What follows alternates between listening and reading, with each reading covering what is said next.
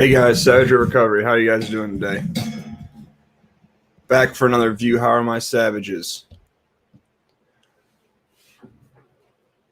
I've had a pretty good day. Can't complain. It's been a pretty good week. The main reason I'm doing this stream tonight is because it's Hump Day. Help get us over to finish up the middle of this this work week for us. We have gotten a surge of subscribers, and I just wanted to do a little face-to-face. Show some love to the new subs and show love to the loyal subs that have been here for a while.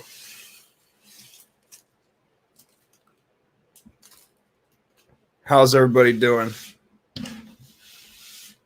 So also this week, I had to make a backup channel, which is Savage Recovery 2.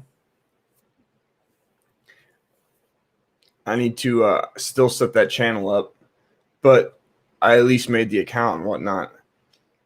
The reason I ended up making that account was because I had my first video taken down and I got my first warning for content, which is crazy. Absolutely crazy. The main reason I got the strike was because I used a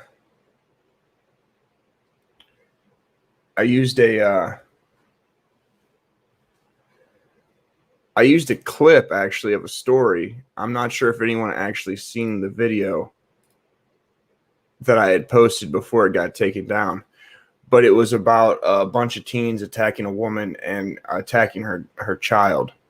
And for whatever reason, YouTube decided that it violated their the terms of service, and they took it down.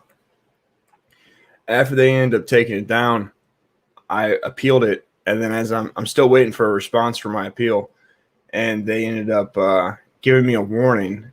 So if I end up getting another, if I have another problem, I don't know if I got flagged or what, but they're going to take me down where I can't post or do anything for a week. So I figured I might as well make up a backup account, because I could definitely see myself getting a strike.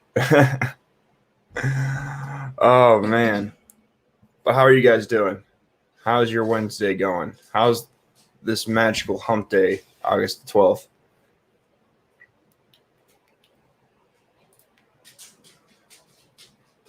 I honestly cannot complain. I've been looking at a lot of stories, actually. A lot of these stories they're not really that new. They're really not that new, but it is. This world is crazy, absolutely crazy. I can't believe that video of what happened to that boy Ken. I cannot believe that someone would just hurt a kid like that. That's absolutely crazy to me.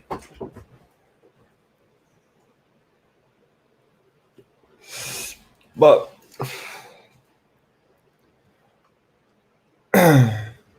as of tomorrow, I'm going to be I'm going to go on another spree and put up a bunch of new videos. Did anyone go and check out that video of Chelsea Becker? My day's been okay. I can't complain. I went to work. I got paid. I came home, mowed the grass, took a nap.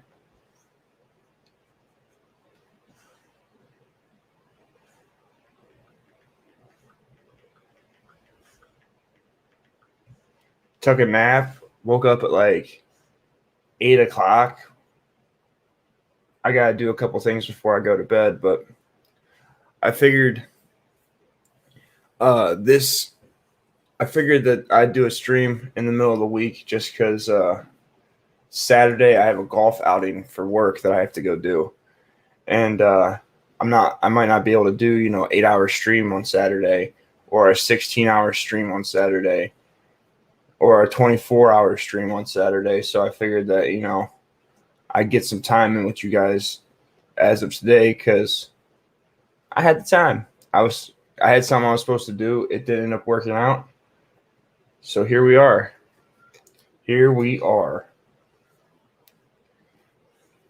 But yeah, how'd you guys' How's your guys' day start out? Oh, and I just want to thank. I just want to. What's up, Nate? Win. I just wanted to thank you guys. I don't know if you guys noticed, but like some of the videos I've dropped in the last week have blown up. Blown up. Like for like the last few days, I'm averaging like 1,500 views. Like for every 48-hour period. That's my average. So like that's actually pretty good. I've actually doubled. I've literally in the last 28 days have doubled my my views. So I a month ago I had like 5,000 views and now I'm at like 10K views, and that's all because of you guys watching. I actually could stream the golf outing. I could.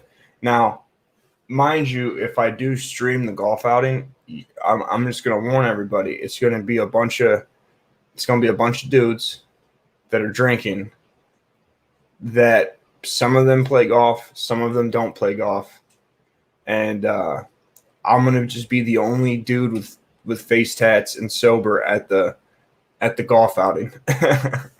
I'm not really a golfer. I'm not really a country club type of guy, but it's a company thing. So I better go do some ass kissing. Maybe if I do enough ass kissing, they'll sponsor an 8-hour stream for me this weekend on Sunday. If I kiss enough ass. But how's your guys' week going so far? Yeah, the crazy looking dude is the only one that's going to be sober. Yeah, everyone else is going to be probably drinking or shit faced.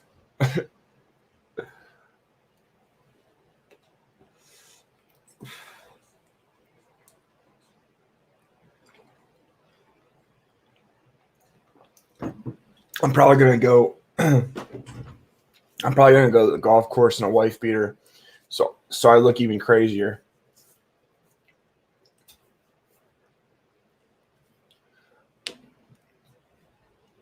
But yeah, YouTube ended up hitting me with a taking down my video and then hitting me with a warning, which I don't like. I don't understand how I got a warning because I put it up and they took it down, and then I appealed it. I appealed the decision of them taking down my video. And then I can't. So yesterday they took down the video. Today I come home and I don't have a channel strike, but I have a warning. So I don't understand how like they took more action against me since I'm still waiting for the appeal. Like I don't get it. And the crazy thing about it is the video that they took down. They're saying that they took it down for child abuse, and that they said that violates their terms of service. But the crazy thing about that is, I got the clip from the news, like the news. I got it off a news channel, like an actual like Fox syndicate, like a Fox local, like a local news channel on YouTube. Yeah, I just made another channel today, actually. Like, I made another channel. It's gonna like I'm gonna have multiple channels because they were telling me that if I get another strike or another warning, that they're going to stop me from being able to upload content and live stream for a week. And I don't know about you guys, but I can't get any of these sweet sponsored 8-hour streams if I can't upload or live stream, Yeah,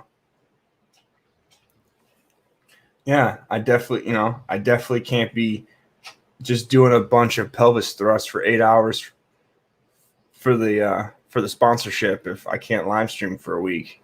People be salty,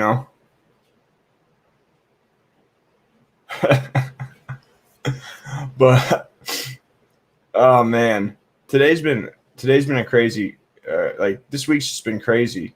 Like I've had all sorts of crazy shit. Like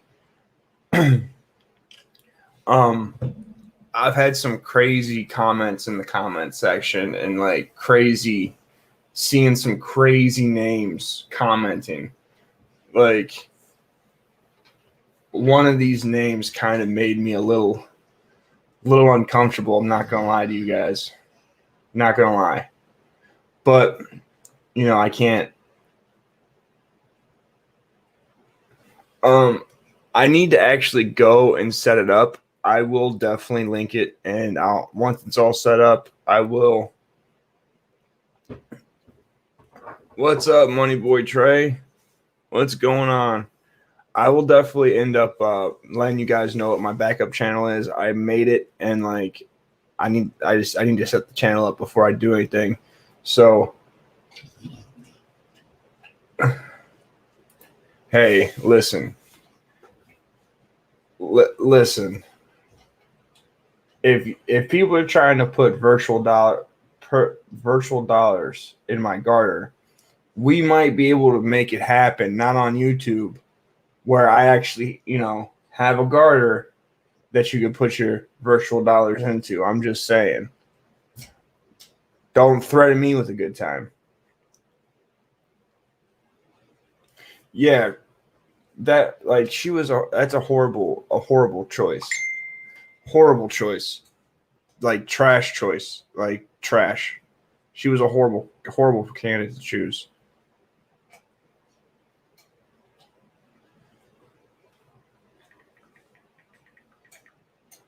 Horrible choice.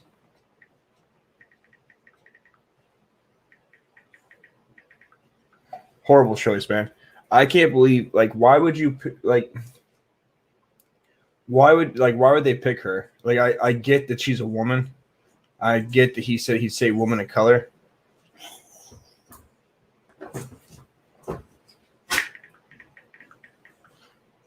I get all that. Kamala Harris is trash, but like I don't get why they chose her for real. Like there's better people. Because they pressured him into saying it would be a woman of color, but I really think that he dropped that because Michelle's going to be his candidate.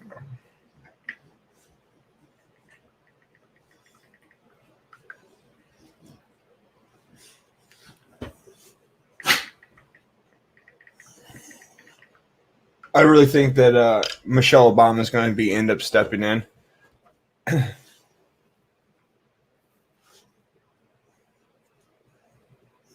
They're not going to use Mayor Pete. Mayor Pete has he's young, and he's got a good career ahead of him. So if they would have picked him and Trump would have went in and won, it would have done damage to his career, I think. I think they're going to save Pete for another time. Even though I'm not a fan of Mayor Pete, and if Mayor Pete becomes the president, God, we will be in straight Babylon. But, you know, that's just my opinion. Did you guys see that video that I did? Did you guys see that video I did on Chelsea Becker?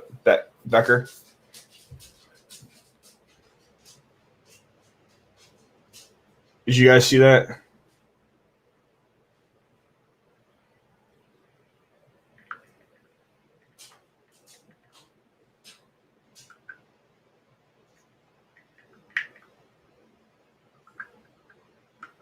Yeah, it's because she was a slave. Her family were slave owners in Jamaica, and then she kept people in jail past their sentencing for slave labor. Yes, I heard about it. I definitely heard about it. That video pissed me off. Like that video pisses me off, especially like it doesn't piss me off as bad as the Cannon video, but the video with Chelsea, that blew my mind. blew my mind.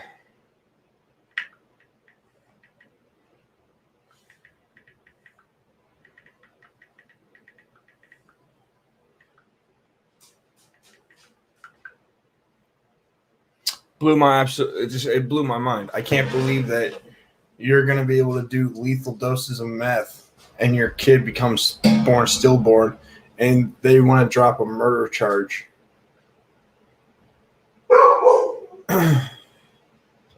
Listen, there's no way in hell that like that case is open and shut. That's an open and shut case. Like there is no it's beyond a reasonable doubt. Like there is no circumstantial evidence that would make it okay. And if I was in a situation where I end up having I won't even say a kid, but just a body in general, no AG is going to be like, oh yeah, we're going to drop this. No, that's not going to happen. Not with that much evidence. There's just too much evidence. It's absolutely insane. Absolutely insane. Did you guys see over in that explosion that happened over in I forget what country it was, but they ended up finding out that there was tunnels underneath of it.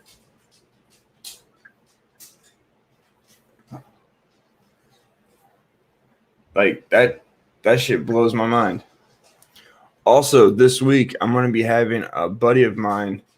He has a YouTube channel. It's called Boogie Talks, and he is from Africa, and he came here, and he's pursuing his American dream, and we're going to do an interview about him coming to America and him being a blue pill simp, and then him changing his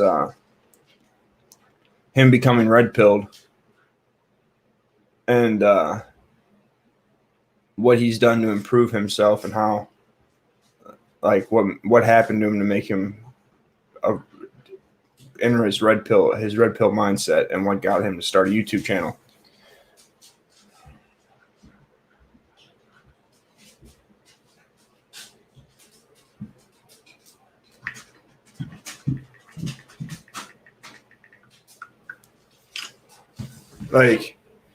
He's a smaller channel. He's only got he's got 80 or 90 subs, but he started his channel the same time I started mine, and I watch his content, so I just wanted to do an interview with him and maybe help him get some subs, get some eyeballs on him. God, my phone will not stop going up.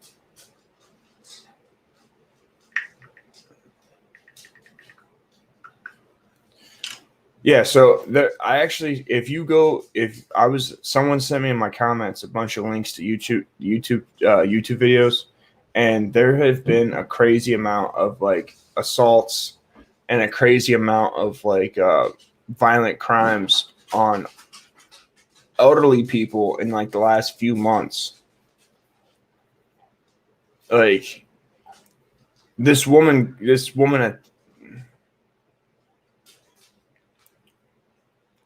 I did hear that he had a vaccine for COVID. I did hear that. Now, do I believe it? Maybe. It's possible. Have I looked into it? No. Do I want a vaccine for COVID? No. I don't. I'd rather have homeless people spit in my mouth than get a vaccine.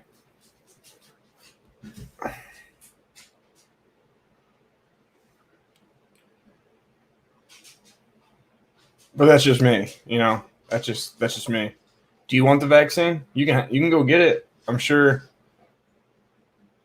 you could sell some secrets.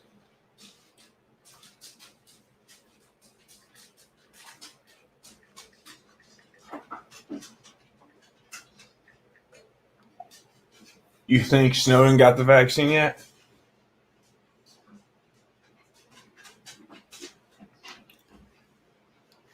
Listen, Nothing's impossible. He might have knew about what was going on before everything happened, you know? Like you never really know what other countries are doing or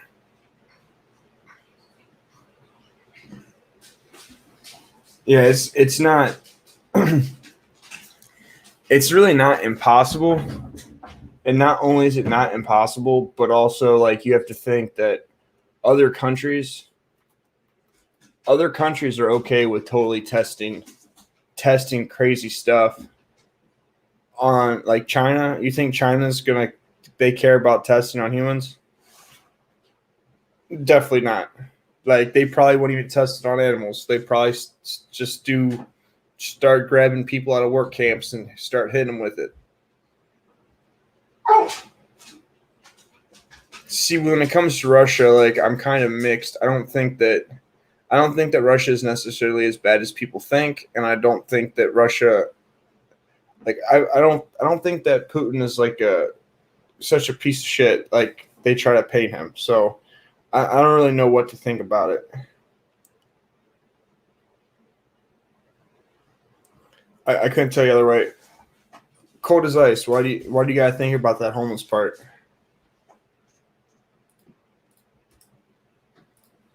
Hey, I'm gonna drop this live stream down here if you guys want to come up here and jump on the panel and chat.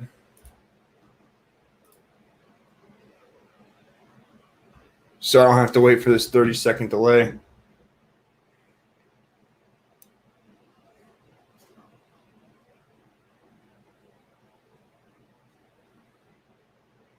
I need to go see it. I need to go see a chiropractor or go see a masseuse. I need someone with like little tiny bony hands, but are like as strong as a man's to just get in there, work my back out. Also, fun fact: another reason why, in order for me to do 16-hour streams, I need that $1,000 sponsorship. I don't know if you guys know this, but Saturday.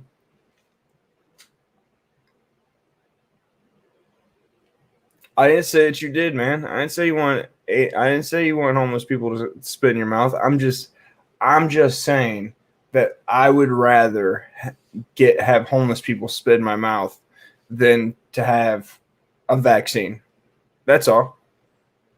Gun in my head. I had to pick one. I'm picking the homeless people. That's all I'm saying. That was it. You don't have to do it. But my back Saturday was hurting so fucking bad. So bad. Like I could barely sleep.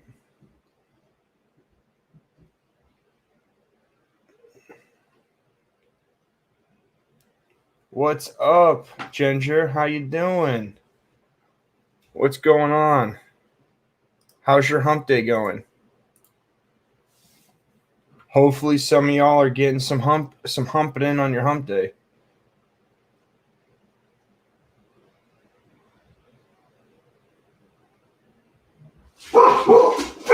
Stop barking, you guys. Stop. Just stop doing it. But I'm very, very What's up, Blake? Yeah, I'm very surprised about the crazy growth. Like just today, like 20, 30 subs today.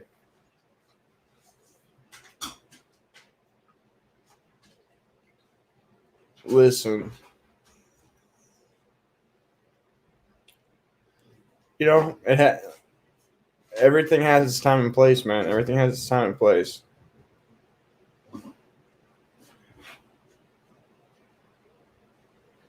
Oh, I'm sorry that your back hurts, Ginger. I'm sorry. I'm sorry about your back pain. You know, just saying. If you find yourself, I'm at 278 as we speak. I was at like 250 something this morning on the way to work. But well, listen, Ginger. If you ever find yourself in Cleveland, you know, I actually at one point in life wanted to be a masseuse. Just saying. So if you're ever in Cleveland, look me up. I'll help you out. I wish that my arms were long enough though to be able to reach my own back. My lower back is trash. Trash. I'm slowly making some herniated disc in my lower back. But it is what it is.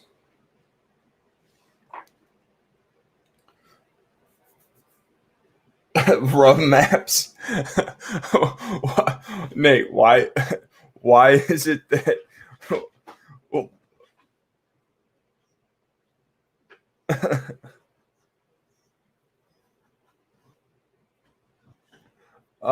Nate, why is it that what you just sent me a link to, why is it that I think this isn't just like a regular masseuse? This is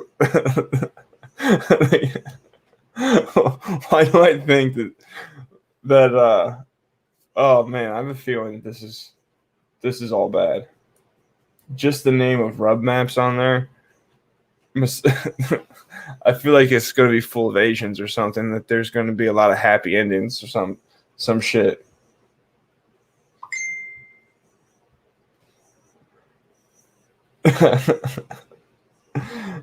Come on, man. You're trying to catch me a case here, bro. You're trying to get me locked up. Oh man, I'm gonna go Google this. I want to see what pops up. Happy ending massage parlor.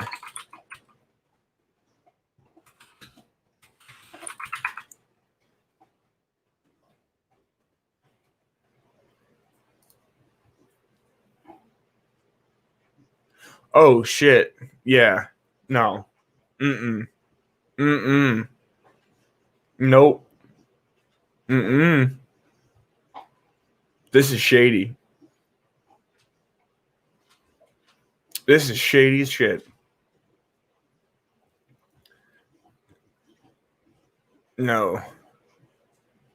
Nope. I'm already on some lists now because I just clicked on that. Ooh. Ooh, that was bad. That was all bad, guys.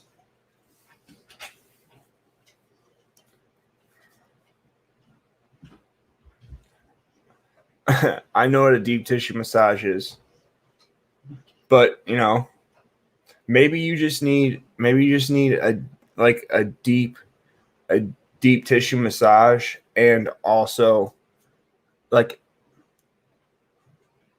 a reverse deep tissue massage. Maybe you need both of those at the same time. Who knows?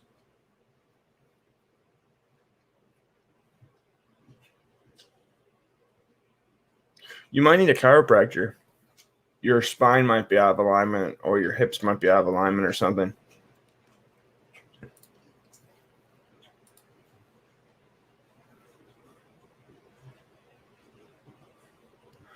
I'm not really into blindfolds. I'm also not into being handcuffed or tied up. I don't trust. Okay. Okay. Why'd you end up having 3 back surgeries? I'm sure I'm going to end up having a back surgery at some point in life, but would rather not.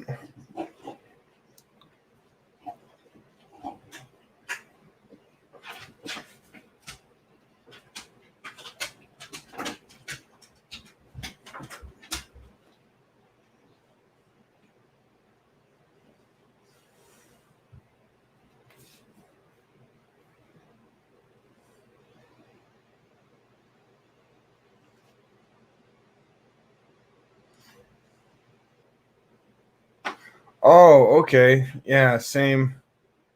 Yeah, my dad had that runs in my family. So, yeah, it runs in my family. I know all about it. My dad had it. I probably will end up having it at some point in life. Who knows? Now I know that my dad had it. So am I the? So did anyone else see that dude in the comments that said I look like an alien?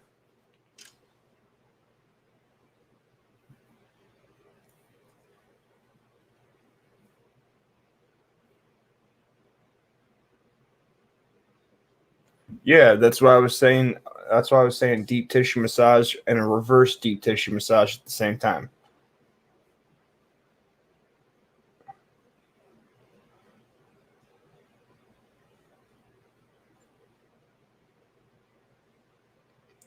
Yeah, that's why I said that. But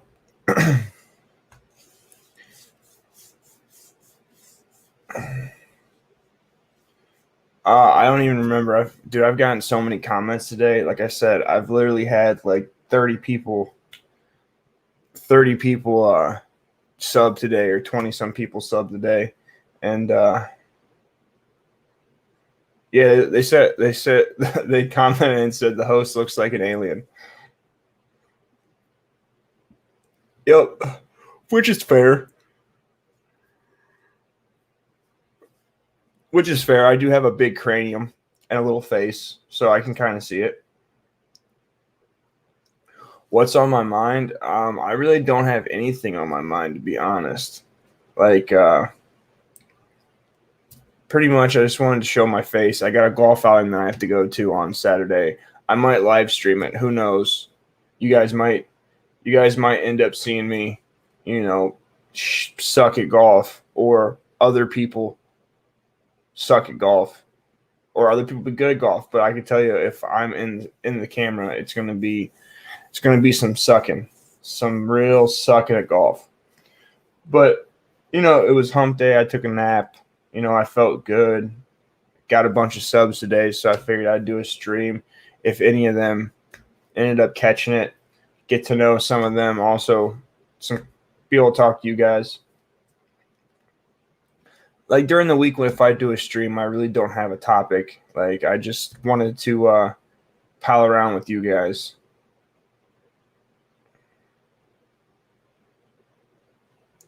Maybe that's fair. That's fair. But I can't argue the fact that I do see where he could see that I look like an alien. Like that's not like listen, a lot of the times people say fucked up shit to me in the comments, and like I find the shit funny. Like a lot of the times when people are trying to make me feel bad or upset me about something, they actually just make me laugh. Like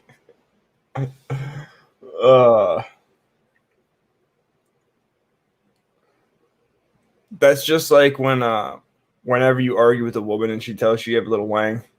Like that stuff makes me laugh. That doesn't actually hurt my ego or make me upset.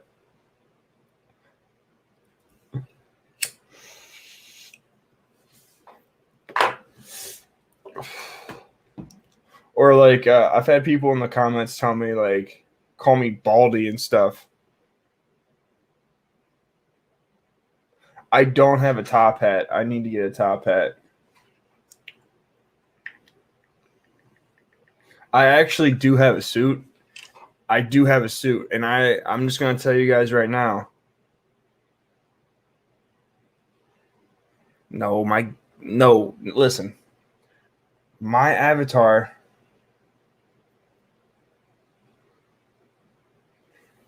Well, I appreciate it. I appreciate Cristo. I appreciate the sub. I do lean to the right. I am a Trump supporter. That is definitely a thing. I'm definitely not part of the. I'm a rehabilitated liberal, but I don't look like Garrett Foster. A, Garrett Foster didn't have face tats. Two, I had a channel before he got famous for getting shot. So like that's totally not even. He looks like me more. He looks more like me than I look like him because I'm first. Just like people tell me all the time here in Cleveland that I look like MGK. And if you go back to MGK in like 06 before he got his hairline fixed, we look very similar. But I'm older than him. So when people say that I look like MGK, I say no. I was born in 89. He was born in 90. I'm first. He looks like me.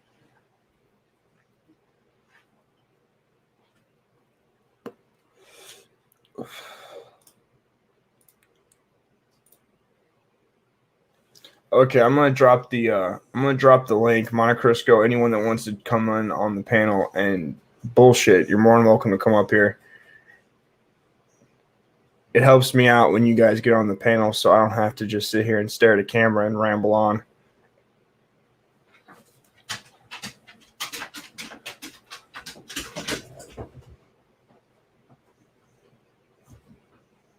Okay, so I'll give you that. So I'll give you that. That's fair.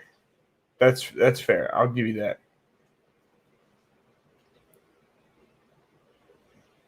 Oh, there's no trolls here, man. There's no trolls here. Don't think they don't come. The trolls do come. Like, I've pissed off some people. I've definitely pissed off some people in from other YouTube channels. Oh man, I had these chicks come into. Yes, Mello, I actually do have an email. It's right here at the bottom of the screen. If you look at the ticker that's going by, email me at savageredrecovery@gmail.com.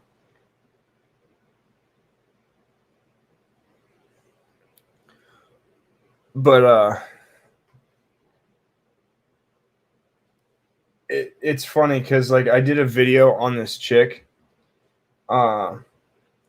She's a level up girl. I'm not sure if you guys know what level up girls are. Yeah, Mello, you can send me stories. You can email me. If you join my Patreon, you can message me directly on Patreon. If you follow me on IG, you can message me directly on IG. You could definitely blow my inbox up with all sorts of stories.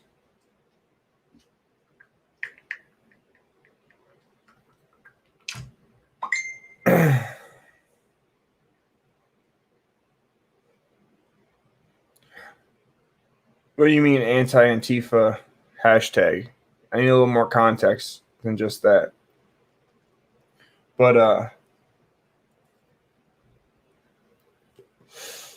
yeah, I did this video on this level up girl. And this level up girl, she got mad because somehow the video that I made of her got recommended to her, so she's seen it.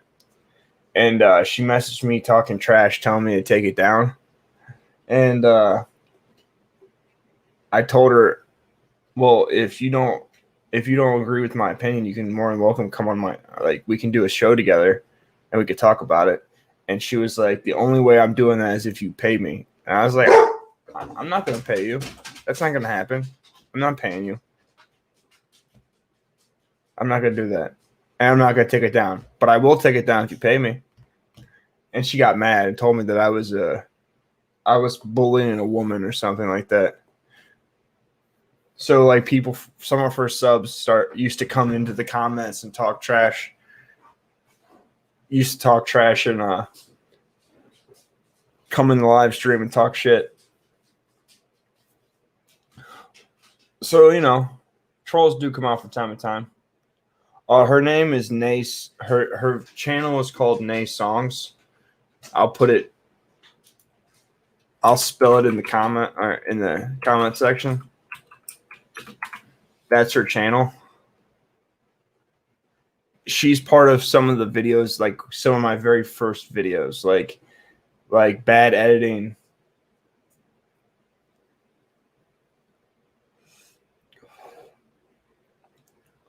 Yeah.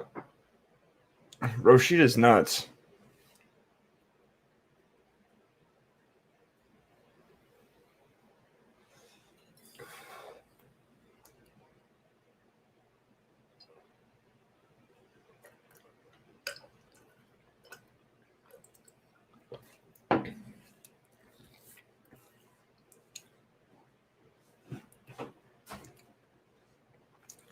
Yeah, that's why, like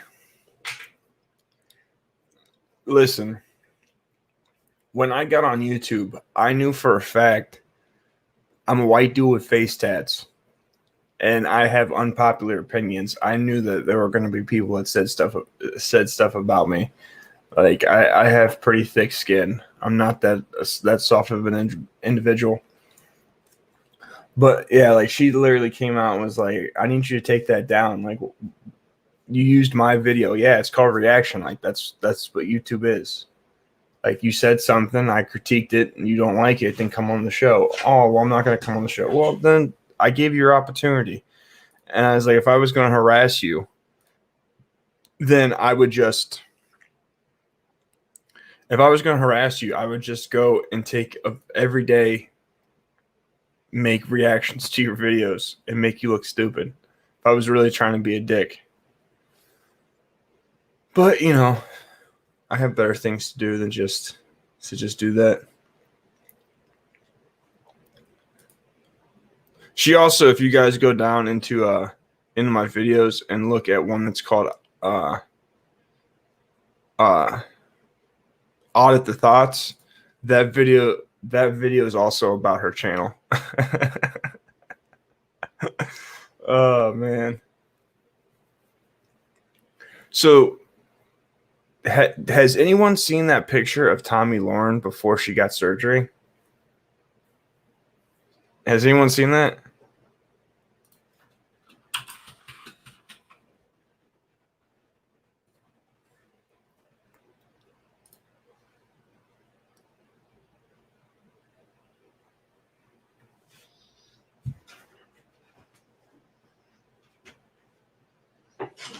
Like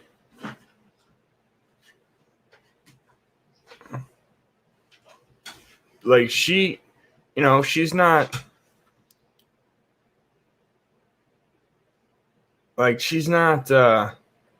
like, I'm not going to say that her visual appearance is bad. Like, she's not necessarily my cup of tea. Like, she's not my cup of water. Maybe if I was in a desert dying of dehydration, and I ran into her, I might take a drink if it was like life or death. But this right here, I'm pretty, like, from what I've gathered on the internet,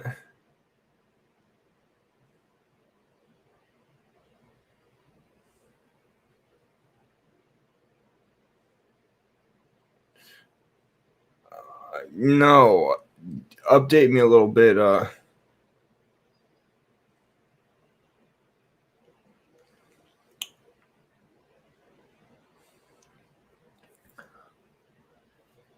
I'm not exactly sure if you're.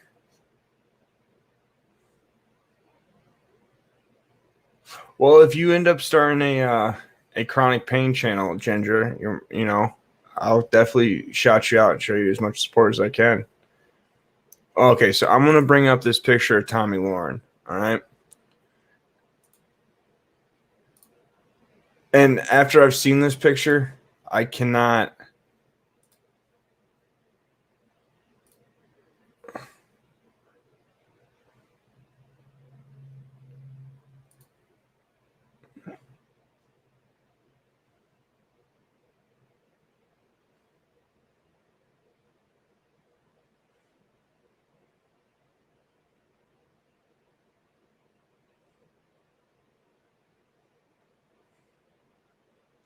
Like, I don't know if this is real. Like, I can see a resemblance. I can see a resemblance, but I can't.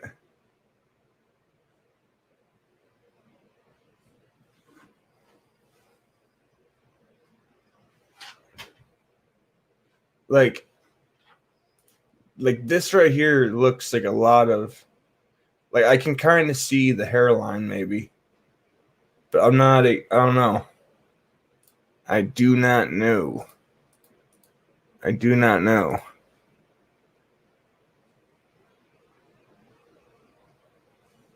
Oh no, that picture of her.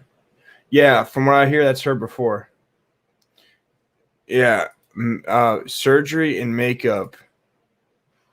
She like even this photo, she doesn't look the same. But like in this photo right here, you can kind of see that the other photo, that other face. I'm just saying, if you notice this right here, this little symbol. Oh look who she's near. Weird.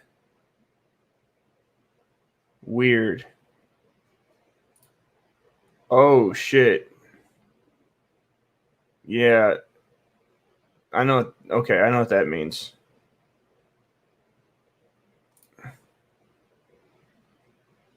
Yeah, she's mm,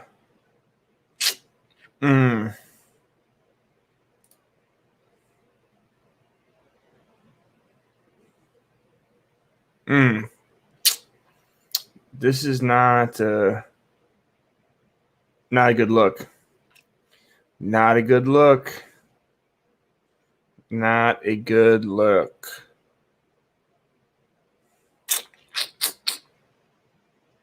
Mm. Yeah. Mm.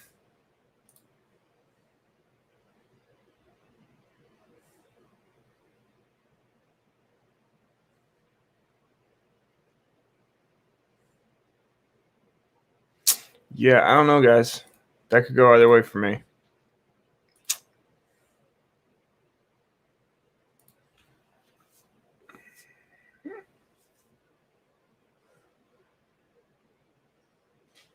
She was next to some rappers. We're talking about Tommy Lauren. She came out last week and said that all men are trash. But like she's been saying like that men are trash, and she's a feminist. Like how many pro-choice conservatives do you know about? Because she's a pro-choice conservative. That's why she got. I think that's part of the reason she got fired from the Blaze, was because she was pro-choice. I could be wrong. I don't know 100% sure, but I believe that's what I've heard. Oh, it's not. She says she's not a feminist, but she is.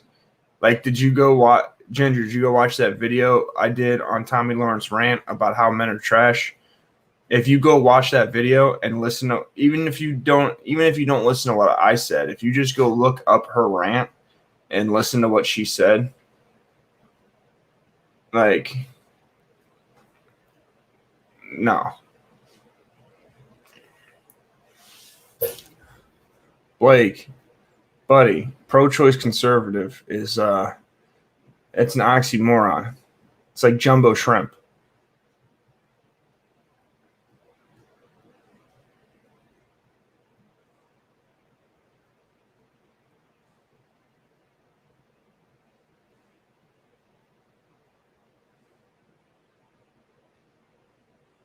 Oh, she's definitely a fembot for sure.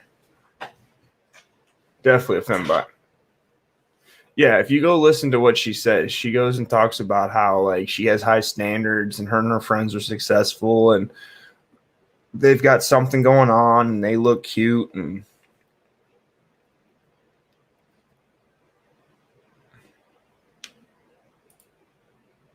I'm not pro-choice. I'm not pro-choice in any way. I'm not. Definitely not pro-choice. But and the government isn't in anyone's doctor's office. Like they're not in someone's doctor's office when they say you can't have an abortion. Just saying. But it is part of being Yeah.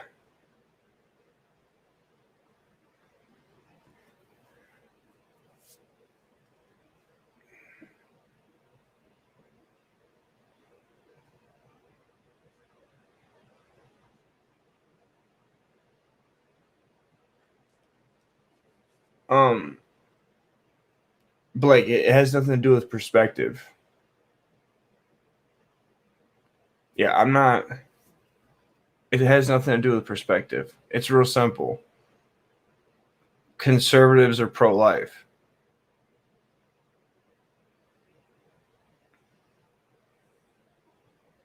Like,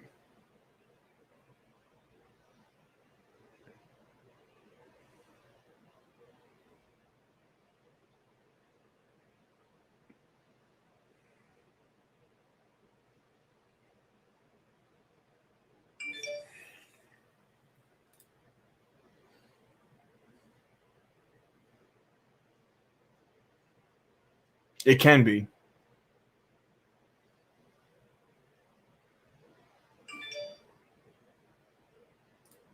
It totally can be, because if I can make legislation that says that you can't murder people, then to tell me that there's some special clause for women that get pregnant is bad logic.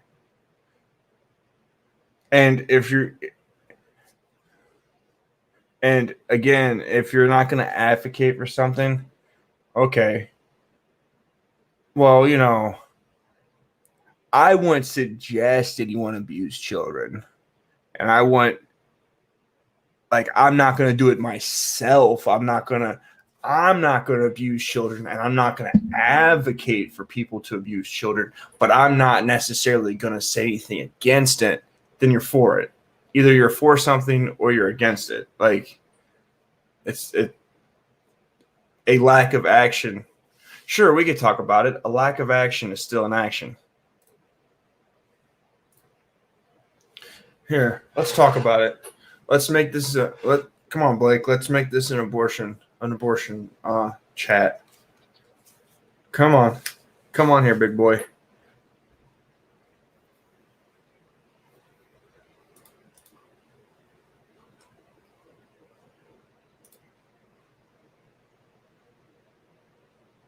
It's not different. It's still murder.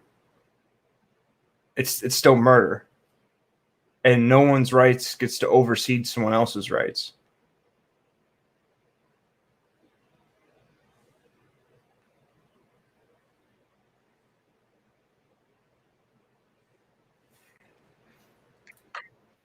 Come on, Haas.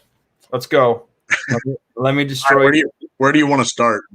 You started. You're the one that said it was a different perspective. You're the one. Okay. You're the one that said that conservatives can be pro-life. So let's get this done. Let's get it going. Okay. So how would you have abortion be illegal? How would you make it illegal? No. From your perspective, and it?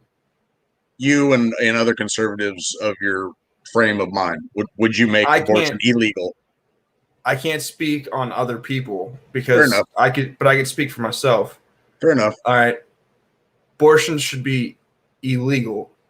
Okay. Just they should, like, if it's not, like, I can honestly see that if it comes down to I'm not going to go out of my way and say that all forms of abortion should be illegal, but like, obviously if you're 8 months pregnant and the baby could kill you, I understand getting a C-section or something like that, but like there's very rare situations at all where a baby should be killed, because if you're 3 or 4 months pregnant, the baby can live after, I think, 22 weeks or 36 weeks or something outside the womb.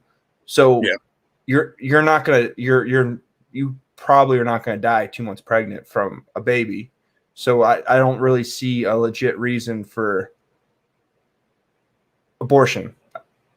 Okay, so you would make it illegal in some circumstances and at some point. Is that? No, like the only The only curtail that I would have to make it legal is if it was absolutely a death sentence to the woman, emergency sort of situation. And that would be subject to a doctor's opinion. Correct. Okay. So other than that, it would be illegal. So there's even some wiggle room in the doctor's subjective medical opinion. I'm not sure you could get. I'm not sure you could do best 2 out of 3 for, you know, hey, she's got this condition, she's going to die from it, kind of thing. But anyway, that's a lower rung on the ladder here. Okay, so all other situations, it's illegal. Accurate? Yeah, like honestly, fuck it. It will just be illegal all the way across the board. Fuck it. Okay. All right, fair enough. Okay, so that means that you're going to have to assign that baby in the womb, no matter how old it is, personhood. Is that accurate? Sure. It's a human right, basically. We're assigning life and personhood to the child. Sure. Under the law. Okay. So now it's a dependent person within the womb of a mother. So now where do you draw the line? Can a woman smoke? Can a woman drink? Can she do drugs? How do you monitor that? Is it abuse? How do you monitor the environment? Do you put her under regulations for food and vitamin intakes? Why not? No. Because saying that murder is wrong is different than like you already can't do drugs. It's already a crime if it's already. No, you can do drugs. You can do drugs. You can't possess them. No, now when you're pregnant, you can get charged for that. Yeah, I doubt that ever happens. I mean, it does. Rarely. There was a case I read of a woman that gave birth to 4 consecutive children in Oklahoma, and she tested positive every single time, and all they did was put her in a 6-month rehab. They dropped the charges on the 4th time when she tested positive for methamphetamines, I think it was, and they dropped the charges the 4th time and gave her 6 months in a recovery unit or something like that. Yeah, it should be illegal. Well, I don't disagree, but I'm not even talking about in the moral sense here about pro-choice. I'm just talking about in the legal sense. I mean, you can't. Okay, so if it's a person, that child's a person, and it's dependent, and it's only under the care of the mother. So how do you make sure that it's taken care of? Adults like old people and stuff in nursing homes, they're under the supervision of the state and all sorts of regulations and training and monitoring and hospital visits and blood work and any number of different things. They have to meet certain dietary requirements and vaccinations. Yeah. Well, a lot of people in nursing homes are also under Medicaid, so like it's already government sanctioned health care at that point. 2, when it comes to a mom, if you're on Medicaid, fuck, the government gets more reach on you. Like, I have no problem with that. But the whole point of abortion being illegal is just so that the baby doesn't die. And if you give birth to a baby with drugs, tested for drugs, then you should be arrested. Like this is the problem. Your rights don't oversee my rights. I can't use my rights to stop your rights. In the Constitution, you have a right to life, liberty, and the pursuit of happiness. You can't have a right to life if I kill you at birth or before birth. You can't have a pursuit of happiness if I kill you. Like, all these things are in the Constitution, and abortion stops all of them. Correct? Assuming that you assign personhood to the child. Yeah, I agree with you. To be fair, but there's all sorts of terms and situations under the legal umbrella after you give them personhood, that the woman, the environment, her intake, even the mental and psychological environment around her, emotional state, her medications also affect that child. I mean, you can't do one thing without the other. If you consider the child to be a person and a dependent, obviously, then okay. So my ex, there was a time when abortion was illegal, correct? Like it wasn't legal to do, correct? It probably just wasn't a thing. I don't know that it was illegal necessarily, but it wasn't prevalent. It wasn't probably capable of being done within most doctors' offices or there were women that were being charged for abortions before Roe versus Wade, right?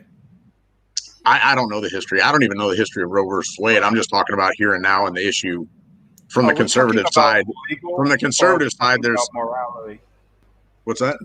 Are we talking about from a legal standpoint or from a morality standpoint? So far, just legally. Legally. Well, technically, if you want to be technical, abortion shouldn't be illegal because the fetus is not a citizen. The fetus doesn't have a social security number, so on and so forth. So technically, a fetus doesn't really have any rights until it exits the womb and becomes a citizen. So then I can punch pregnant women in the stomach. Well, that would be that's assault. Well, yeah. Well, no, you can't. It has because, no social. How can what I he kill? said. How can I kill? How can I kill something that doesn't have a social security number? How is it murder? You didn't say murder. You said, "Can I punch a pregnant woman in the you stomach?" asked a question. Yeah. but is it a crime? Yes, it is. It's assault. Yes, it's assault. No. It'd be murder. You get charged with murder. Well, I'm not going to say. Right there, I'm not going to say. Well, my school of thought would say that technically you shouldn't be able to do that either. No, I'm sorry. Let me rephrase. No, technically, you shouldn't be charged with murder for punching a woman in the stomach and having the woman to miscarry, especially if you didn't know that she was pregnant. If the woman and you were fighting, even if I knew she was pregnant, though, even if going on the idea that abortion should be legal because they're not citizens, so they don't have rights. The stream keeps freezing. They don't. Well, everything's good on my side. I'm here. We can hear you. I know what you're talking about, Savage. So you're talking about the hypocrisy in the law, where sometimes it's double murder if a pregnant woman happens to die, from gunshot wounds or vehicular homicide or whatever it may be. Sometimes the law considers the baby to be the baby in utero to be a person, and sometimes they don't. I know what you're saying.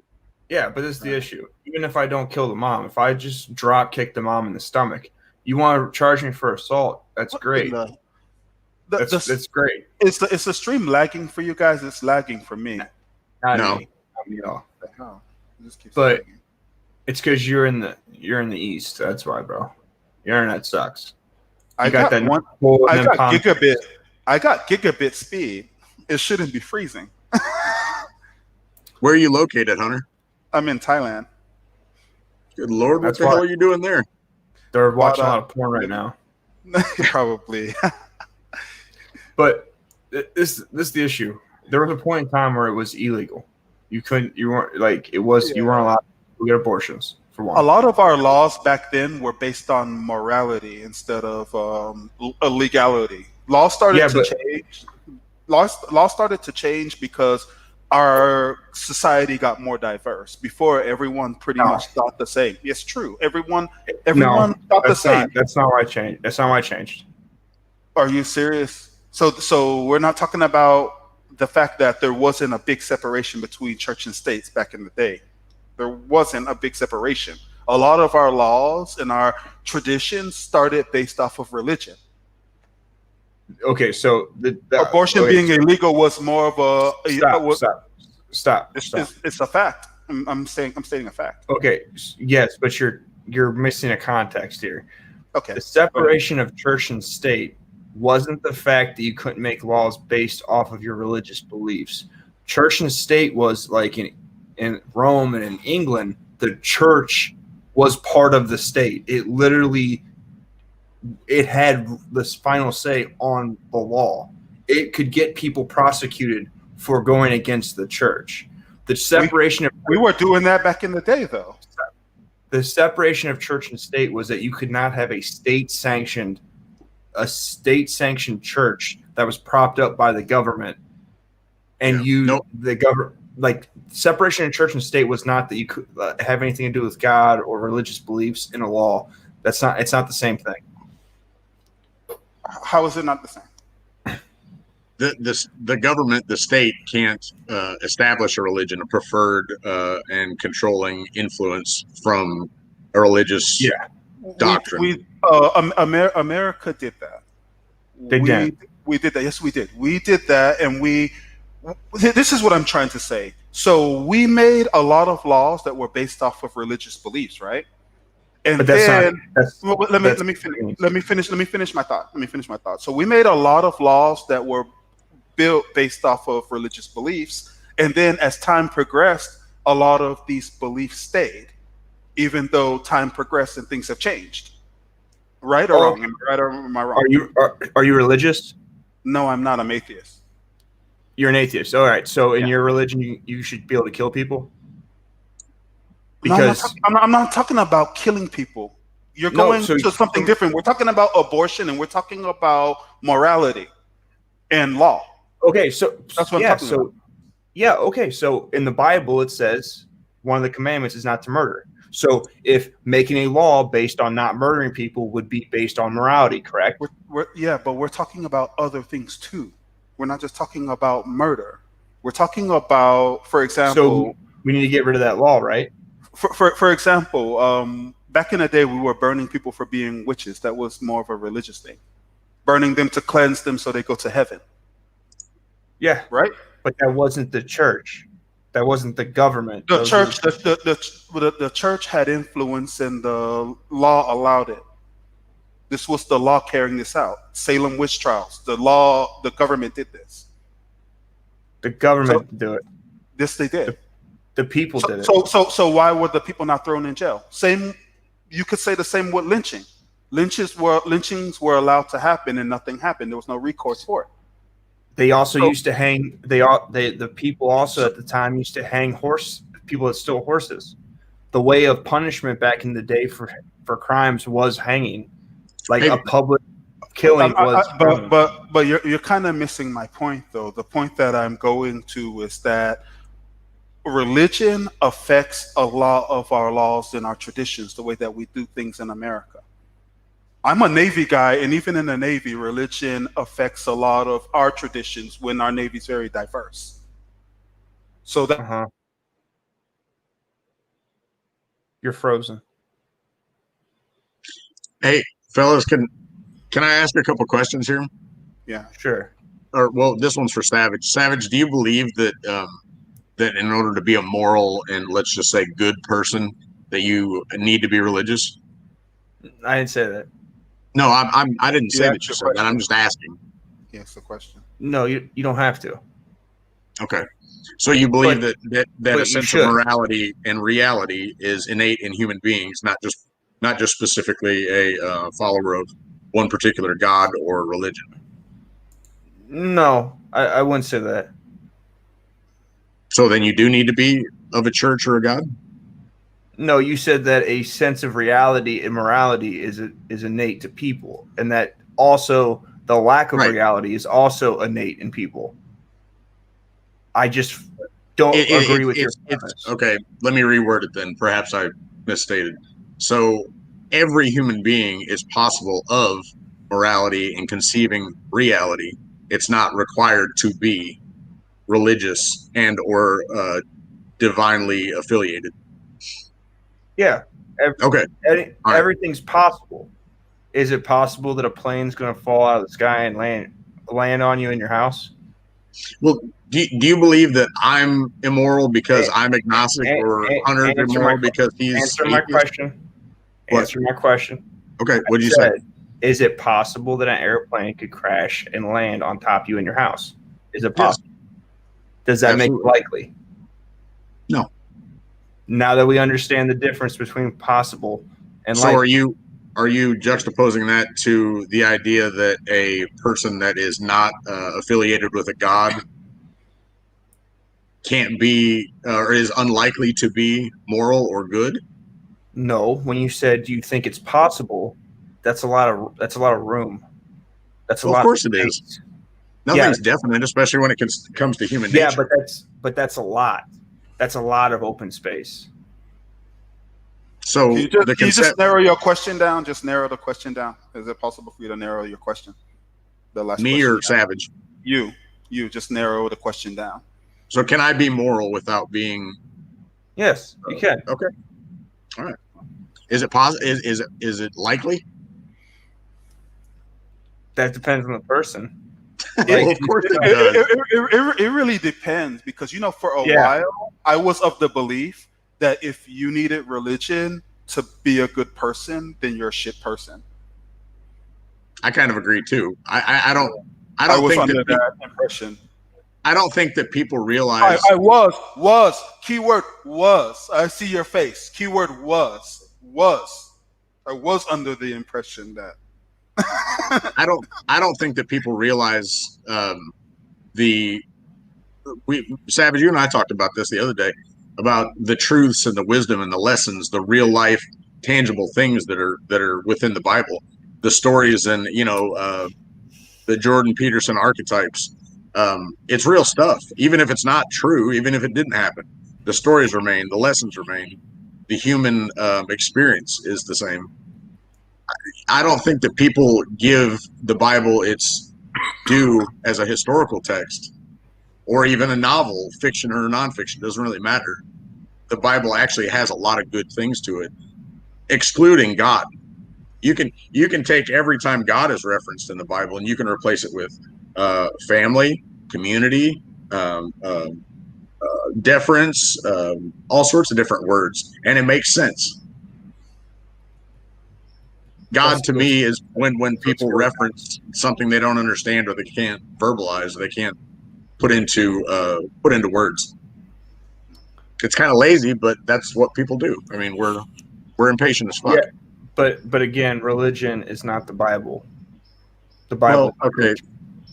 We're splitting 4 hairs down the branch here. No, you're not. The Bible's a book. Well, I was talking about the Bible. That's written by men, and men lie. So I take what's in it with a grain of salt. Okay. We got way off of abortion, didn't we? Yeah, I know. Yeah, but the point of the whole point of abortion though is you shouldn't be able to murder babies. That's that simple. So what are the reasons? Scientifically, they're not babies yet. That you go through different stages. So when do they become babies? You tell me. Honestly, I don't know. Maybe the 7th or the 8th month or something like that. I don't know off the top of my head. They have a heartbeat at 6 to 8 weeks. Yeah, but they're not conscious of being alive. Are you conscious alive when you sleep? Are you conscious? That's not the same. When there's brain activity, that is when you are aware of your existence. No.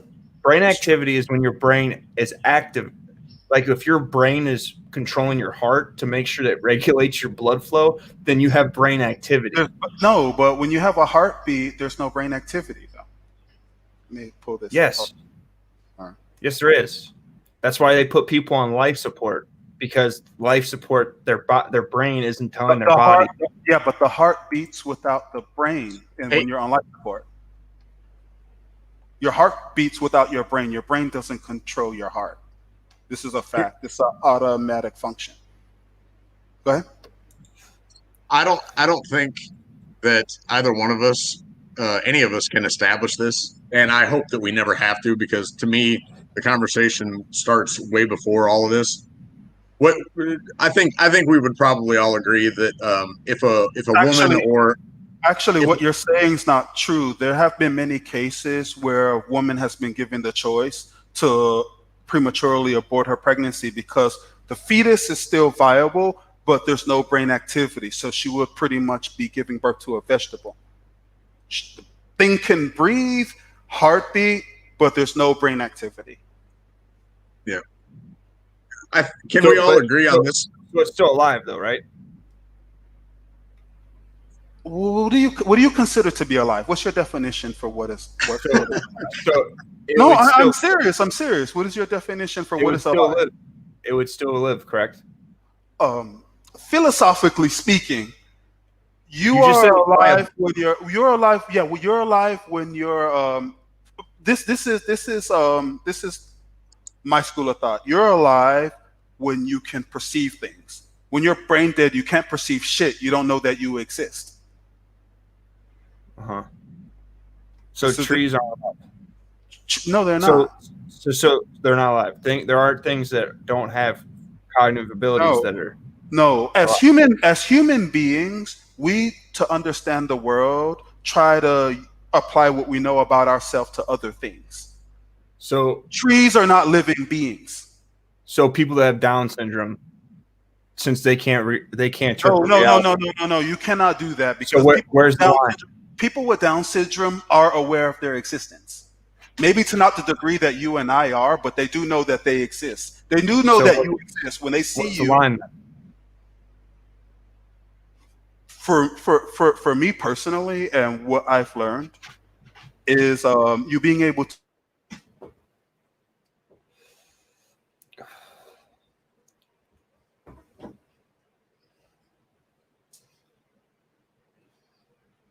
Savage, you there? I'm here. He's just freezing. What I was going to ask everybody, and I mean, to me, these kind of conversations, they're fun, but they end up like fruitless. Can we all agree that if a woman gets to the point in her life where she's contemplating an abortion and a baby's in a womb, potentially being born into an environment that it's not wanted, and maybe there's not a father involved and all sorts of things, that's best avoided? That situation is best avoided? Can we agree on that? No, I can't agree on that. Why? What I'm saying is it's best avoided to keep a woman out of that situation in her life, to make her welcoming in her mind to a baby, to be in a financial and an emotional state, and to be a father there, a committed boyfriend, whatever it may be, a husband. That's the best situation for conception of a child, right? That would be the best situation of a child, right. But the best situation is not necessarily reality. And also the fact of the matter is, so let me get this straight. So what you're saying is if a woman's a whore and gets pregnant, then she should be allowed to kill her kids because she was a whore and she doesn't have this great situation. No, what I'm saying is to me, the best way to lower the amount of abortions is not in the legal argument or even the philosophical argument that we're having right now. It happens a long time before that. Father's rights, for instance, reforming child custody courts, enforceable marriage contract, all sorts of things to put your foot in the sand and start heading the other way as a society, as a culture, to bring people to a point where they're responsible, they're stable, they're connected socially to a community where they would, face pressures and ostracism when they would do things like that. What you're talking about, I agree. I wouldn't recommend that a woman. I wouldn't advise that a woman. I would argue against a woman getting an abortion because it would do a whole lot of things to her psychologically and emotionally that she would never admit to on the other side of it. To me, the best thing that we can do as a society and a culture, even a government, is to start to raise people to a point where they're not going to have to worry about or contemplate getting an abortion, to completely avoid it. Do you know how you stop them being able to contemplate an abortion? You're going to say take the option away. Correct. Do you think that that's people will still get abortions? I live in Thailand. I live in Thailand. In Thailand, abortions are illegal and they get abortions all the time. Okay, well then. Periodically, they were talking about abortions in the Bible, dude. Yeah, periodically, the person that's doing the abortions will get arrested, but not the people that are doing it. So they just find another provider and keep doing. Okay, so if you make something illegal, people are still going to do it. So we should just make other things that are illegal legal, so people don't break the law.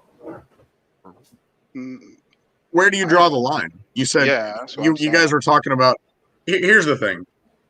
After conception, to me it's the same thing as it is right 10 minutes before the baby's being about to be born. It doesn't matter. Do you guys masturbate? Do you guys jack off? Yeah, no. Of course. Jacking off is abortion. It's No, it's not. not. Your sperm cells are alive. It's not, baby. They're They alive. can't grow. They, They're yeah. torpedoes. They run out of energy and they die. Well, yeah, but they're used for the same function that Yeah, the but eggs use and that the fetuses use. They're both That's used like for saying- reproduction. But that's like What? calling apples apple pie. That's not even. No, that's not true. Because until That's like- the Hunter, until the And you're saying Okay. menstruation is abortion. yeah, it is. When you So think make it about illegal. Put them all in jail. Yeah, yeah, but if you're using that logic, then yeah, it is illegal. It's not. Well, that's that not was your what logic. you're saying. What you're saying is not logic. It's not. That was your logic. That wasn't mine. I know that it's not logical. I know that it's not logical, but that's the Then why point. say That's the point. That's the point that I'm trying to make. Because before I dropped off, I was talking about where a human being is a human being. That is the Okay. biggest argument. Yeah, no, that is the biggest argument that everyone's having, and no one really has an answer. No one has an answer for when the fetus is an actual human. Okay, so question. Do women Go have two hearts? No, Do women have two strands of DNA? no, Do women have 4 chromosomes? no. Okay, so when a baby is conceived at They have conception, more than 4. they have more than 4 they have more than 2 chromosomes. They have Right. 2 heartbeats. They have their own. They have 2 different DNA strands, 2 different blood types. Right. There are clear indicators that prove that it is a separate thing. Yes, but okay. Here's a good example. You have people that do things to corpses. Corpses at one point were humans, and they're not humans anymore. Correct. You have the reverse when you're dealing with fetuses. You have the fact that No. a fetus is not a human being yet. It No, doesn't even but- know that it exists. No, but listen. If I find a dead body in the street, all right, and I drag that dead body in my house, all right, and for some reason they come do a warrant of my house and they find DNA from the dead body that was in that house at some point, are they going to think that I killed the body? Yes. Well, yes, DNA. of course. Oh, okay. So if that body still has its own DNA signature, Right. okay, it's still human. It still was a human. It's still a body. Right. When the baby has DNA, it has its own DNA. It's its own being. That right there, you can debate. That right there is debatable whether it's its It's own not. being. It exists to you and to me because we perceive it as existing. But the thing is it doesn't exist to itself. That's just It like doesn't if need- I was. it doesn't That's need just to. like if I was brain dead. If I was brain dead and you killed It doesn't me, I need to wouldn't. though. If doesn't need- if I it was doesn't brain need to. dead, if I was brain dead and you killed me, I wouldn't know that you killed me. I wouldn't even know that I was alive. Listen, bro. The fact of the matter is if I'm 80 years old and have dementia and don't know who I am, I'm still living. You cannot A person with dementia knows that they exist, though. They know that There they are- exist. There are plenty of medical problems when you get old of a lack of memory, a lack of cognitive dissonance, a lack of being able to take care of yourself that all would fit under the same idea. Even babies don't even know they exist. Like Dementia's totally But different, listen, though. but It's but different, this though. is my- The example but you're thi- giving doesn't match. Listen, stop. The argument that you're making is that you have to be aware of your surroundings. A Not one-year-old aware of does your not. surrounding. No, Stop. absolutely Stop. not. You're misquoting me. Let That's not what Look, I said. if you let me finish what I would say, you keep interrupting me. It's You're a saying bad that they- connection. The connection's not good. That's your connection, not my connection.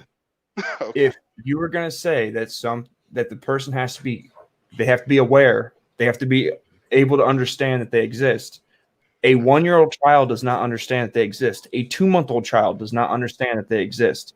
Yes, they Yes, do. they do. They do. No. Yes, they do. Yes, they do. Okay, Look so it up. what did Look it up. Look it up. they don't. They do. They don't. How do they My not? my, They my, can, my, my bachelor's is in child developmental psychology. They do. And that's great. So okay, so when you hold your first memory, You heard you hold no, you hold your first memory when you come out, but the thing is memory retention. You don't retain your memories, but you do as soon as you're okay, born. so if you don't remember it, did it happen? Yes. It Okay. did. So what did you do on your first day of being born? Suck my mom's boob. Are you sure? Like I'm sure all of us did. Some of us didn't get breastfed. So not everyone breastfeeds. hey, Savage, you can't say that babies don't have memory, and here's the Babies reason do. why, because they learn. Yeah. No, they do learn, but you don't have a memory of that time period. Old people can't remember shit. What does that have to do with I guess being aware of your existence? Because how can you be aware of something you can't remember? No, you're aware of yourself though. You might not You're aware know in the outside moment. things.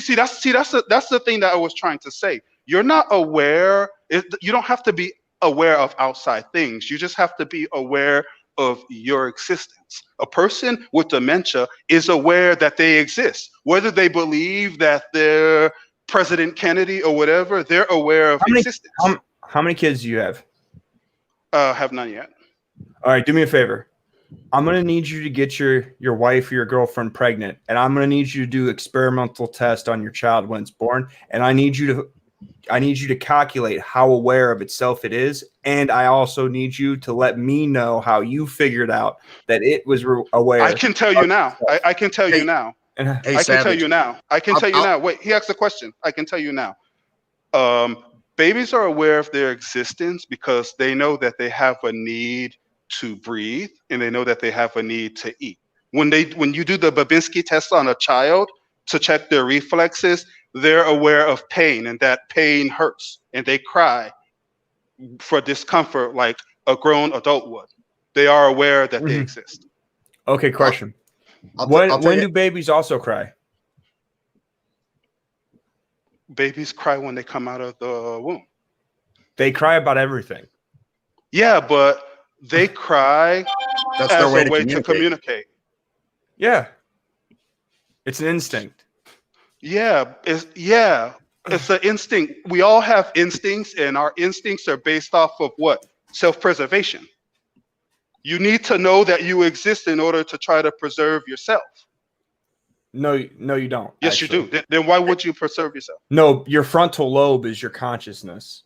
Your Right. frontal lobe is a self-awareness. You actually have a hard-lined brain that completely operates off a sense of instinct. They call it your reptilian brain. If we get to a point in this conversation where can we get to a point in this conversation where one person admits that they're maybe in the wrong or maybe misunderstanding and the other one might be right or maybe is on the right path? Can we get to that point? I don't think we will get to that point. Just This because seems like a really ridiculous thing to argue because right. I can tell you that when my daughter was about 3 or 4 months old, I used to give her a bath all the time in this little net thing that was in her little bathtub. And I used to take her legs and I used to kick them back and forth like this to work out her muscles. And she used to laugh. I'd hit her belly. And one time I forgot to do it. You know what she did? She took her legs and she moved them and she put them up in my hands on the side of the tub. She remembered. She wanted me to do that. We had a relationship. She knew her influence. She knew my influence. Right. She remembered at 3 or 4 months old. Right. Just like, it's not the I guess the needing to eat and needing to breathe, but it's more or less the fact that the child knows that it needs to do something in order to communicate that. A child cannot feed itself. So a child needs to be able to perceive a caretaker and to request assistance from a caretaker. To me, that shows not only that you are aware of of yourself, self-awareness, but it also shows intelligence. You being able to know, to recognize that this person is going to give me nourishment. I need to communicate to this person. Right, exactly. You know, babies, you know, they move, you know, they practice swallowing in the womb. You know that? You know, they kick. They do a lot of but things. But they're not alive. That right there. No. See, at that level, at what you just mentioned would be for me where I would think that they would exist as individuals. Uh-huh. To me, that's where they would exist. They would exist when they're able to. Where's your line? My line is when the baby knows that they're alive, when they're aware that they're alive. Which the example that you just gave would be a way to know that. The baby being in the womb and the baby being able to recognize music. Parents play music and the baby responds to the stimuli. I don't think you can ever draw an arbitrary line in a 9-month pregnancy to say now it's a human and now it's not. I don't think you can do that.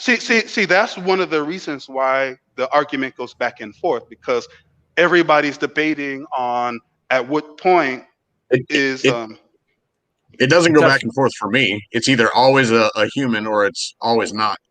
Well, I'm not talking about I'm not talking about an individual. I'm not talking about an individual going back and forth. I'm talking about the two sides arguing and medical professionals from both sides going back and forth. There's no concrete answer.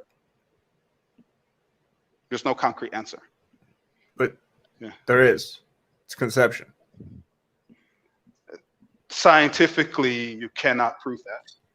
These conversations don't go anywhere, and the reason they don't go anywhere. It's just like talking about religion. To me, the best thing that we could do is talk about law and policy that happens way before any of this stuff. The environmental effects of how we have become accepting of abortion and completely out of focus as to what it does. Not only to the child, but to the mother and to the finances and to the father and the family relationships. You can lower the abortion rate just like you can lower teenage pregnancy, just like you can lower the murder rate, just like you can lower mental health problems. You can do all this without even addressing abortion. You don't want a person to get to the point in their life where they contemplate robbery, where they contemplate murder, where they contemplate selling drugs, where they contemplate abortion. These things are negative. It just leads you down a horrible fucking path. Would you agree, Blake, that the reason that abortion is becoming more acceptable is because people are moving away from religion? No. As people are the reason that I think so, is because our country is a lot more diverse than it was, and more different ideas are becoming accepted more easily. So, with that being the case, what people used to be shamed for, you brought up shame earlier. What people used to be shamed for, they're not shamed for anymore. Yeah, but that to me that doesn't hinge upon religion. See, yeah, one of those things that would. Well, I'm not talking about it hinging upon religion. I'm talking more or less about a shift in ideas, because people are no longer just looking to religion. Ideas are shifting. The proxy of religion before, the kind of bubble of religion, had something very real and very tangible underneath of it, and that was community and relationships and interactions. And now people have lost that, not just because religion has become less prevalent, but because we exist in comment sections most of the time. Very rarely do things like what we're doing right now happen, where people actually have conversations and mutual respect and back and forth, dialogue. Families are broken and bonds get broken and trust gets broken and, the community dissolves. And there's not an opportunity for shaming, for ostrachism, for judgment, in a community. Well, you don't know how to go about it. I'm sorry, go ahead. Do you know one of the things that used to be shameful? Sex before marriage. Getting an abortion. It used to be shameful. And guess Well, what? see, well, yeah. See, the thing is, No, okay, go ahead. the shame away from it, and it's become more prevalent. Yeah, yeah, I agree that I agree with that. And now they Here's want 9 months. Well, here's the thing. Like even for me, I became an atheist once I started to be introduced to different kinds of people and saw that there was more than one way of thinking. Prior to, I guess, America becoming more open, it was just what whites and blacks and Hispanics, and we were all Christian. Then I started to meet people that were Hindu, people that were Buddhist, people that were Muslim, and I saw different ways of looking. And then it got a bit confusing to a certain degree. It got confusing because everybody has their own way of looking at issues. And then this is America. This is America now. America is very diverse. What used to work for the majority now doesn't, because it's very diverse. It's different. America has a lot of different No, people with a lot of different ideas, and the ideas shift. no. The Well, majority ideas do is shift. pretty much the same. Can I address your commenters real quick? They tend to think that I want to rip babies apart and that I'm demented. Let me make a service announcement here. I never want my child to be aborted. I would never want any family member, friend, girlfriend, anything, aunt, uncle, whatever. Uncle, to have an abortion. I do not stand for abortion, but the precedent to make it illegal is a little bit bigger than most people want to recognize or admit to. That's all I'm talking about. When I was talking about a baby either being life from the jump at conception or not until birth, it's just a legal standard. That's all I was saying. Right. Me too. From a morality standpoint, I would never want my wouldn't child want to to. Yeah, I agree.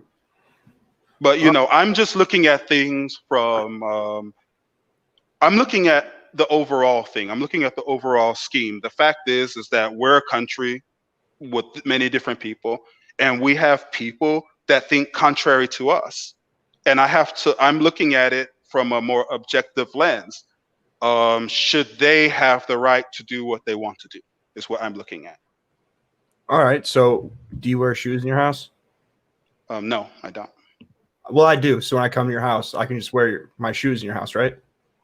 This is a little bit different though, because a person's sexual behavior is their house, and you're wanting to go into their house and tell them to wear their shoes. That's what you're doing when you're telling people what to do with No, their affairs. Yes, you are.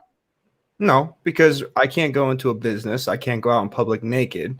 So saying you can't have an abortion is saying you can't do something, not making you do anything. But the majority says that walking around outside naked on the public street is illegal. You shouldn't do that. This is what Majority everybody. actually, This is a no, consensus of people. no. The majority in America actually is against abortion. The only No, reason, no. You brought up you. I'm talking to your examples, and then you jump back to the more serious topic, and it's really confusing me. Like you talked about walking around naked, so I addressed that, and then you talked about abortion. yeah, because it's your Your examples are very far. They're very far from the topic. No, because you said that we have other people that are diverse, which the country is a majority of white people, correct? Majority? Right, but not all white people Wait, are a wait, monolith. People think differently. I didn't say they did. But Right. how many white Muslims are there? A few, yeah, quite a few. There's a few. It's not the majority, correct?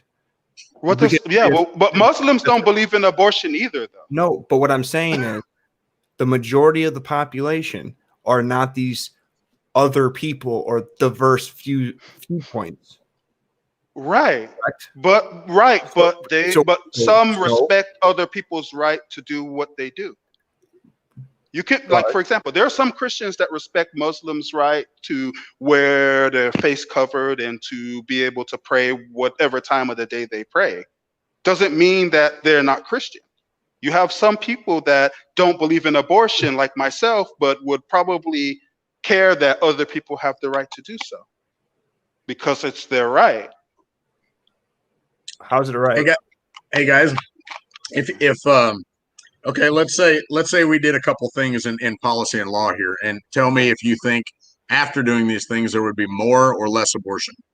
Okay, let's say that in child custody court, the default judgment was 50-50 shared custody with no child support. Do you think there would be more or less abortion if that was enacted? I think there would be more. Why do you think there would be more? Well, if I'm not mistaken, I'm going to actually just to make sure. In your scenario, women don't have the upper hand anymore, right? It's even, yeah, equal. Yeah, so women don't shared have the upper custody hand. Default 50-50, no child support to anybody. So in that case, I think women would be killing a lot more babies just because babies are not an advantage. They're not a pawn anymore. Or do you think they would be more sexually responsible? No, I think they would be killing more. Interesting. If you look at a lot of situations, you have a lot of guys that have a lot of kids, knowing after the first kid what the consequences were, right?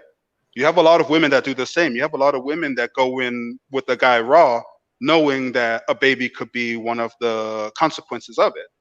Well, of course. So I think that in America, we have people being irresponsible, but you have more people keeping the child because the child is a benefit. I think people are going to just be as irresponsible, but now more babies are going to be getting killed because there's no benefit to keep them around.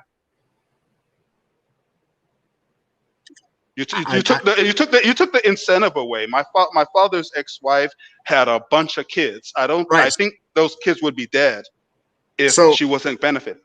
So you think that women would continue to get pregnant, but then pay for abortions? Right. I think so. I don't think they would be responsible. So how would that benefit them? I don't know. That's what I'm getting at. Of course, the subsidies, Planned Parenthood and that kind of thing, a $500 abortion is outrageous to me. I mentioned it the other night. Can't get three staples. People are irresponsible. You can't get three staples in your head for under $1,200, but you can get an abortion for $500. I mean, these companies are obviously using the leftover products from these abortions for research, for hair and nails, facelift, injections, all sorts of crap. I mean, it's pretty sick. This is obviously a big topic, but can we agree that people are irresponsible and people do dumb shit? Some people, they have a slower learning curve than others. I mean, people, it's obviously dependent, but yeah, people tend to let go of morality when it's convenient for them, when there's no consequences for it. In the black community, fucking raw is like a thing. They talk about it all the time in songs, and people are always talking about going into a girl with no condom. So that's like a culture. So now you have, go ahead. Yeah, I mean, I think the music obviously reflects it, but don't think that it's not a thing in the white culture.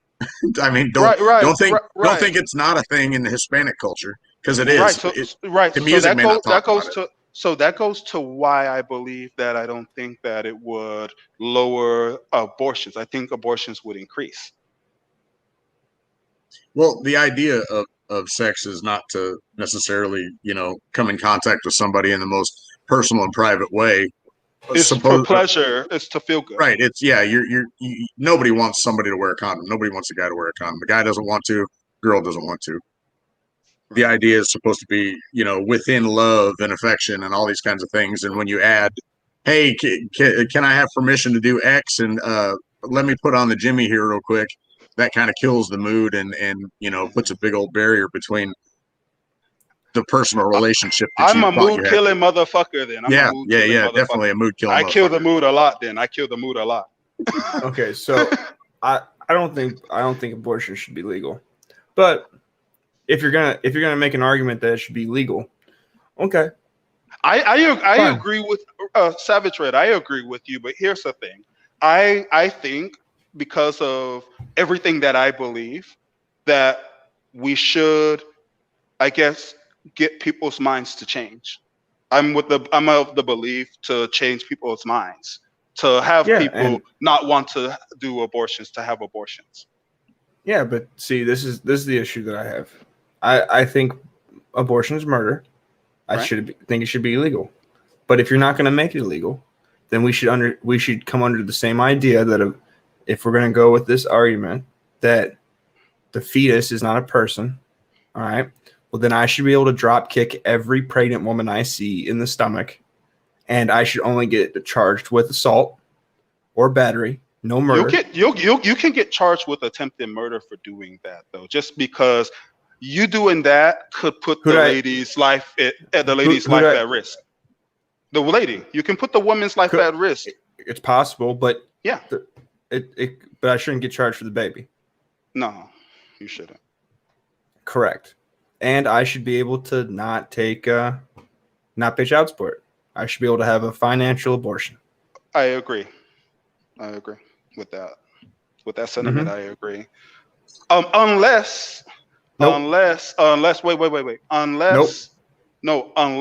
you wanted to unless you are like married to the woman and you wanted to have the kid. You cannot. That's what I was getting at with enforceable marriage contract. Right. You can talk about that. You can talk about all that. You can discuss it, but you do it before the relationship happens. You do it before the kid comes along. And that's the only way that there's anything secure and it stands in contract. A prenup to a prenup. A prenup to a prenup. No, just a prenup, one that's honored in the court. Right. And discussed beforehand. Yeah. Because I think child support is bullshit for a one night stand that you got. I think that is not cool to want to hit a guy up for money. Most of the cases that I've seen have been revenge. Women wanting to keep the guy around. When they can't keep the guy around with the baby, then the baby becomes a tool. I've seen that a lot of times. Well, see, this is the issue. If you have the opportunity to kill it and the opportunity to give it up for abortion, give it up for adoption, you have the ability to do all these things, I should be able to say nope. Right. I should be able to be running from the police and bump into a pregnant woman and she fall and have a miscarriage and not get charged with assault, with attempted murder or murder. Well, that's our country, because in other countries, if it's an accident, they're not gonna do anything to you. Hunter, what are you doing? Walking around, getting my steps in. Why are you walking around? Because he wants to make sure that he's aware of his surroundings. Make sure he's still alive. I try to do 12,000 steps a day. So just trying to get my steps in while I'm talking. I got you. Yeah. Why you try to get 12,000 steps in a day? Trying to lose weight. I weigh 220. I'm trying to get down to 150 again. How tall are you? I'm 6'3". No, you're not. I am. I'm 6'3". I'm big. Yeah. If you're 6'3", you shouldn't be 150 pounds. That was my weight when I first got here. That was in 2010. I was just want to go back to. And you look like death. Yeah. Yeah. Well, I'm chubby. I'm a bit chubby. I'm on the chubby side, so trying to get down. Yeah, but 70 pounds, my dude, that's a person. You're trying to lose a person. I'll say this, Hunter. I thought you were a lot chubbier than you were just based on your cheeks. You kind of got a full face, But dude, you're not fat. You're fine. Don't worry about it. So your step now we see Blake hitting on Hunter. Well, you just told him he shouldn't lose 70. You told him he shouldn't go down to 150 because he'd be too skinny. You like him with curve, huh? No, you guys. No, I'm actually 6'3", and I know what the proper. But how much do you weigh? I weigh 200. 200? Oh, okay. Well, dude, I weigh 200. I'll get there and I'll see. I'll get there and I'll see how I look. If I like how I look, I might just stay at 200 then. Listen, guys, you don't understand. Like, you guys only see me from like the chest up, but my lower half. I was a wrestler, a football player. I played soccer. I got legs like an NFL kicker. All right. You wrestled? Yeah. I did too. I wrestled too. I wrestled 152, then 160, then 171, then 171. Damn. I was on the wrestling team because that was the only team that they needed people for. They didn't cut people from it. I wrestled at 86 pounds, 90 pounds, 110, 115, 120, and 130. I was just talking about high school. Yeah, me too. High school. I started in middle school. District's winner. Yeah. Wrestling's a good sport. I hope it gets popular in the United States again. I think it's making a comeback. I like it. Yeah. Where I live, it's big. Yeah, I grew up in Iowa. Arkansas, where I'm at now, Arkansas, it's coming on. A lot of the high schools are getting it. So I have a question. So if you're against abortion, what do you think about situations where you know that the child is going to be put up in a fucked up situation? Like, for example, these single women in Chicago having these kids in violent areas. I don't believe in abortion. I know, but I'm saying, so what do you think about that particular situation? About Kids, no, abortion or about the no, kids and single no, parents? kids, no, like we know. So there are many cases, many instances where we know that the kid's going to be screwed. It's pretty much a lost cause. They're going to be in an environment where they're not going to thrive. You cut welfare off. What does that do, though, for that particular situation? Okay, well let's break down Duck and his family. How many kids his mom have? 3? No, she had like 4 boys and 6 girls or something like that. She had a bunch of kids. Well, she didn't have that many. They said she had 3. Plus the cousin, they consider the cousin to be 4. You could do something like that, when you sign a marriage contract. She had 2 sets. She had a set of twins and she had 3 boys. 4 boys. 3 of her sons died, and 3 of her kids died. 1 of the twins died, and then 2 boys. She had like 5 or 6 kids. Right. I believe that for those situations, women having kids, we should cut off welfare. But you still have the situation where you have the kids. Whether the lady gets welfare money or not, she still has these kids. Yeah. So right now, you just know new people get at welfare. Right, but okay. So we have that issue there. We also have the family building issue. Family building is like a big problem in America. You have a lot of women that don't mind sharing the same guy and having a bunch of kids from the same guy, and the kids have no father. This would happen. This would happen whether or not there was welfare. No, charity needs to take over the spot of the government welfare. Yeah. With charity, there's responsibility to a person and an organization, and they know you within the community, and there is shaming, and there is stigma and ostracism. Charity can fill the void of government welfare, and it can do it well. And it can do it with recourse and responsibility. I think you guys are looking at this more from a Caucasian perspective and not a black perspective. Hold up, bro. Okay, I grew up in a black community. Can I say why? Yeah. Can I say why? Because we're white.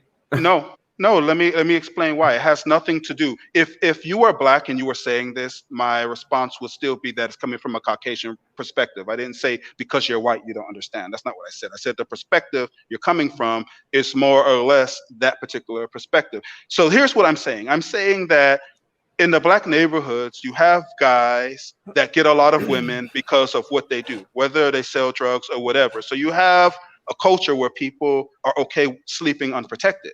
You have one dude impregnating all these women. Welfare comes before, not after, not before the kids.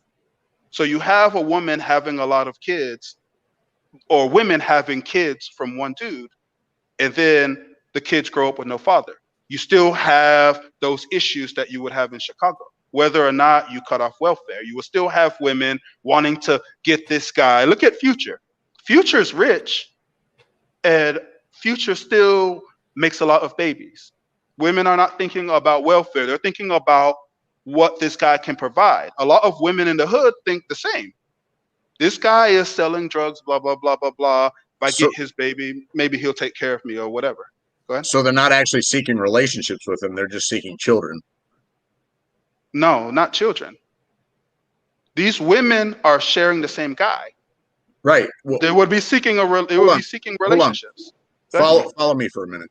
Yeah. You said he's got a lot of children, right? Yeah. By a lot of different women. Right. So what they're seeking is an attachment to him and his finances and his future, not his name, his future, his actual future, without the relationship. Right. But now let's minimize that a little bit and let's talk about the drug dealer in the neighborhood who has a nice car and dresses flashy. He's not rich. He doesn't pay taxes. His future could be gone tomorrow. He could get busted. But you still have women making kids with him. How do you tie being rich with paying taxes? No, I jumped to the dope dealer. Yeah, I heard what you said. Just because he doesn't pay taxes doesn't mean he's not rich. No, he's talking about the drug dealer. The dope dealer. Yeah, we're not talking about a kingpin. Dealers in the we're world not talking about the kingpin. We're talking about a dude that lives in the hood with all of these women.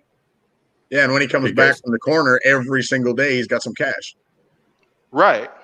Guys. Right. No, wait. But what is he saying? I want to understand. I want to understand your point. What's your point? I want to understand it. Well, I didn't understand yours to begin with. No. My point is if you take welfare away, you still have the family building issue. You still have women producing kids. If there's no welfare and there's no guaranteed safety net, a woman would have to seek a relationship with a man that's reciprocal, that's stable, that's got a good foundation. For that segment of women, you just gave them no incentive to have kids, but you still have the other group that are having kids. No, but you still have the other group that are having kids. That's the issue. There's still a group having kids. Guys. Yeah. So what was the birth rate of what was the single parent family household in the 20s and 30s in the Black community? It was high, and it's not high anymore. It was like 90 some percent. Okay. Yeah. Democrats incentivize women to not have men in the house. Wait. So in the 50s, what was it? It was high. 85. Yeah. Somewhere in around the there. 80s. Okay. In the 60s, started to drop. Turn on the air conditioner. Right? Started to drop. So when did it start to drop? When the Democrats introduced welfare. Well, it's twofold: social welfare programs, but also no-fault divorce. Right. And subsequently, then abortion to dissolve responsibility. Savage Red, can I say this? That welfare was introduced, but then a culture of having kids out of wedlock came later. And that's what you're dealing with. You're not dealing with the welfare only. You're dealing with women having a bunch of kids. I get it. I have two baby moms. My son's mom is Black, and I live in the hood, and I've lived in the hood pretty much all my life. I totally understand what the culture is, but do you know what you do to change the culture? Right. Yes. What you said. What you said. I didn't disagree with at all. When you and Blake said to remove welfare, I didn't say that we shouldn't. All I said is that is going to decentivize a small segment. You will still have another segment out there that's still having kids with no fathers. So that's the issue that we're having. We're having women that are having kids with no fathers, regardless of whether they're getting welfare or not. It sounds like to me, what your hang up, Hunter, is you're looking at people that exist now and they're having children now. And looking at us making a change in policy and expecting that to affect them in a overall positive manner. Of course it's not, because their psychology and the environment that they grew up in, not only their relationships and their community and the people that they didn't have relationships with, but the environment, speaking of policy and law and money coming in, like we aren't subject to natural influences anymore. Our environment as people is our government. Right. You change the environment and you start to change people. You can't fix people who are already broken. You can't do that. Right. It's hard. I believe that you can. My solution would be to. I'm talking on a mass level. You can't do it from a policy or law. Well, you can. What I would recommend. This is what I would recommend if politicians listen to me. that we license the ability to give birth. You need to meet certain No. criteria to get a license to have. Yes, you do need that would make sense. No. It doesn't have to be some exclusive criteria, but we need to have some standards for having kids. We don't need anyone having kids willy-nilly. No. Why not? Why do you say no? Are you talking about a marriage license? Is that what you mean? No, a license to procreate. No. We should. We should. Yeah, we should. Would it cost money, or is it a test? No. You just need to meet the criteria. Maybe you need to do tests for being a fit parent, but do you need criteria? You need to have No. Well, okay, well, why not? You guys are just saying no. That doesn't really help me. If we're having a discussion, why do you think no? Well, how are you going to set the standard? Why don't you live in China? Huh? I'm sorry. Why don't you live in China? Why don't you live in China? Well, no, that's not an answer, man. I asked it is because you're giving question. power. No, you're giving power to a state. You're giving too much power to the state. But I asked a specific question. Why no? That's why. What would be the negatives? You're asking us to give specific answers to a policy that you haven't even defined yet. I mean, you don't even know what you're talking about. You said, well, maybe there's standards, maybe there's tests. No, I didn't say maybe for standards. I said that we need to set some standards that are required to have parents, because right now we have none, which is why we have our issues. Like what? Well, for one, maybe have an income standard. So you have an income standard, and you would have to show that you have the ability to take care of a kid, that you have time for a kid, that maybe you have family support to have a kid. Whoa, time out. So now you have to have time. So you're going to also put time into it. So no, not you specifically, but there needs to be a way to take care of the kid. You can't just be throwing the kid off on grandma. Let me break you down here for a second. Okay, so where did you grow up at in the United States? Miami Beach. Okay, so give me an income standard for an individual to be able to raise a child. Just give me a number. It doesn't matter what it is. In Miami, you need to have, to give the child a good life, a decent life. You need to take home at least 60 or 70,000 a year. Okay, so let's say single. Is that single or a single parent if you were by yourself? Okay. So let's say that my parents had 2 children and they gave their property to us, me and my sister. All right. I don't have a mortgage. I live in the house that they gave me. We have a garden, and I operate in cash industry. I do small engine work, and and I hunt. And on paper, my income is only about $18,000. Now, does that mean that I can't have a child? No, you have to look at debt to income ratio. What is your debt? I have no. Well, you didn't say debt to income. Now you're starting to pile things on. Okay. Well, I said income. I said income, and income encompasses a lot. You asked me a specific question. How much do I need? All I said was income, finances. Okay, finances. Let's run it. Finances. So now I'm 24 years old, and I'm in the same scenario where I own the house that I live in, and all that kind of stuff. Only problem now is I've got a company, and I'm sole proprietor, and I have $300,000 worth of debt built up in that business. How do you factor that in? Does that mean I can't have a kid? No, most places separate the debt from your company and the debt from you as an individual. I said I'm sole proprietor. I'm not an LLC. So you're not an LLC? Well, no. Obviously not. If your debt is high, so on a $300,000 loan, how much would your payments be? I just started a 4-stall automotive shop, and I've got $300,000 worth of debt. You're telling me that I can't have a child? How much are your payments for that? How much would you say the payments are? Does it matter? I just started it. I have no income right now. If you're paying all of your money to a loan because maybe you got a loan with a shitty interest rate and you can't afford to take care of yourself, why would you want to have a kid? Because I have vision, because I have a good plan, because I believe in myself as a businessman. Right. Because I But believe so in, because I so what believe if in, what you don't because I what if believe what in you my don't wife, fail? because I believe in our family ties, because I But what believe in if my what community. yeah, but what if what you do fails? Oh, What if it What if fails? anything we do fails? Yeah, There's no guarantee. see, it's not just you though, it's a child.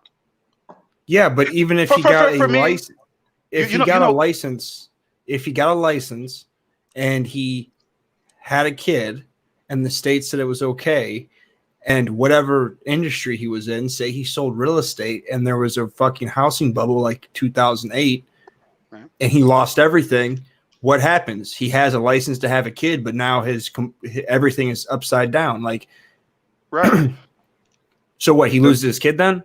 Oh, okay, Yeah, okay. So we have to look. We have to look at how everyone makes decisions. When you loan people money, you typically make decisions on what income they have, and you look at who do they owe and if they're paying them.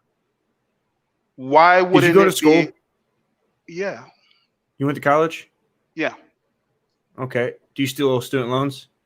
No, paid How off. long did it take you to pay those off? 3 years.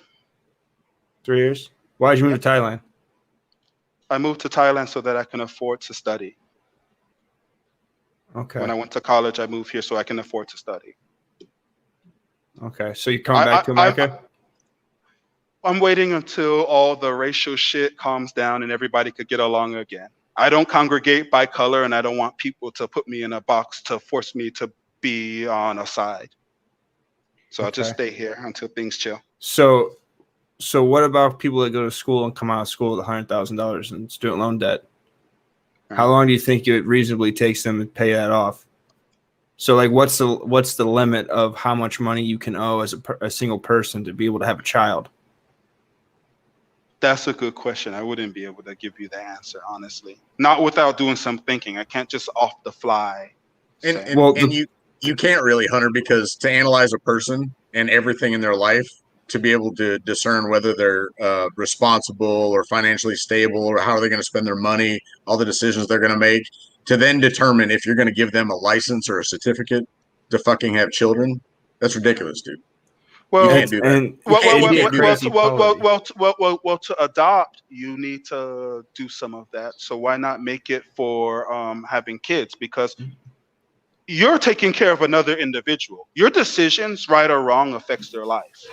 For me, this is something that's very passionate to me because I grew up in a household and I had it hard because we had a lack of resources. I could have gone a lot farther in my life, a lot further, had my father not have to pay child support for another marriage and had my father had me more responsibly. Had my father had me when he could have afforded to have a child and take care of a child. Money is pretty low for me on the impact on a person's life. To me, if there's a good relationship between the parent and the child and good family ties, I don't think you need much money. It depends on what your expectations are for your kid, what you expect for them to achieve. Because we have to be honest. It takes resources to have kids and to take care of the kids and to give them their best opportunity going into the world. It does take resources. Some people are a lot more wiser with their decisions and with their spending and their saving, and some people are not. I'm a victim of my father not making wise decisions and not having the resources. Yeah, but the unfortunate reality of life is you can't legislate for the unpredictable, for one. Right. Two, there's 365 million people in America. To make a policy that affects 365 people on an individual basis would be impossible. Yeah. The amount of state growth that you would have to do that would probably be near what you're paying in welfare as it is now. Uh-huh. And on top of it, to be able to give the government the ability like the Constitution tells us that we have the right for freedom, liberty, and the pursuit of happiness, or life, liberty, and the pursuit of happiness. So the state telling me when I can produce life is crazy. And then we could get into a point where when you make this law, like under Obama, how he had the IRS target conservative charities, or under Obama, how they were wiretapping they were spying on Trump's campaign. When you give that power to the state, you have to remember that that law is going to be in effect in the future. So in the future, you could have people that don't like you or don't like a certain group. So in the future, let's just say David Duke became president after this law. He can make it to where black people couldn't have children at all. Right. Well. Can I say this? I'm looking at this, and I'm biased. I'm going to be honest with you. I'm going to be biased. What I think is not going to work for everyone. What I think is not going to work is not going to work for anyone. But okay, me and my wife, we're planning on having kids. We're making sure that we're able to give our kids a good life. We're not just gonna oops and have a kid. We have things that we're working toward, and I think that that's what's missing. I think that why what I'm saying would get a lot of rejection is because that's what we're missing as a society. What's wrong with planning and meeting these milestones to be able to say, I have a kid, I can take care of the kid, and the kid is going to have every opportunity in the world? Well, there's nothing wrong. There's nothing wrong with it. You said one word, wife. That's planning. That's a relationship. That's an established connection. Right. That's two people of the same mind looking down the same damn road. Right. That's not going to happen with the social welfare system. No, welfare needs to be gone. But you have no pushback for me that it needs to be gone. But still, you're going to have people irresponsibly having kids. No, you're not. How do you shame? Blake, you brought up shaming. You brought up shaming earlier. The best shamer is the government. The government is no. If anyone, then who is good? Because people don't shame. You can't. No, government they do, shames. and they did at one point. Think about. Okay, I want you to think about this. So imagine you and your wife have two kids. Okay, and 10 years down the road, she has a midlife crisis, or you do, or somebody cheats, or something happens. Let's just say. And there's a social welfare system. So you get a divorce, right? You have to liquidate your house. You have to sell it at a loss because you have a deadline on the divorce, right? You lose 20% of your equity. Now you're in debt. And you owe these lawyers $10,000 a piece. And you're fighting over all this shit and retirement. And then you have to go to child support. And then you have to go to family court. And you're fighting over custody. And you lose even more money to lawyers and court fees. And you're on prescription pills. And you're doing all this stuff. And your side of the family doesn't like her, and her side of the family doesn't like you, and the kids are stuck in between, and everybody's torn the fuck apart. Nobody really understands the situation, and everybody's broke the fuck down.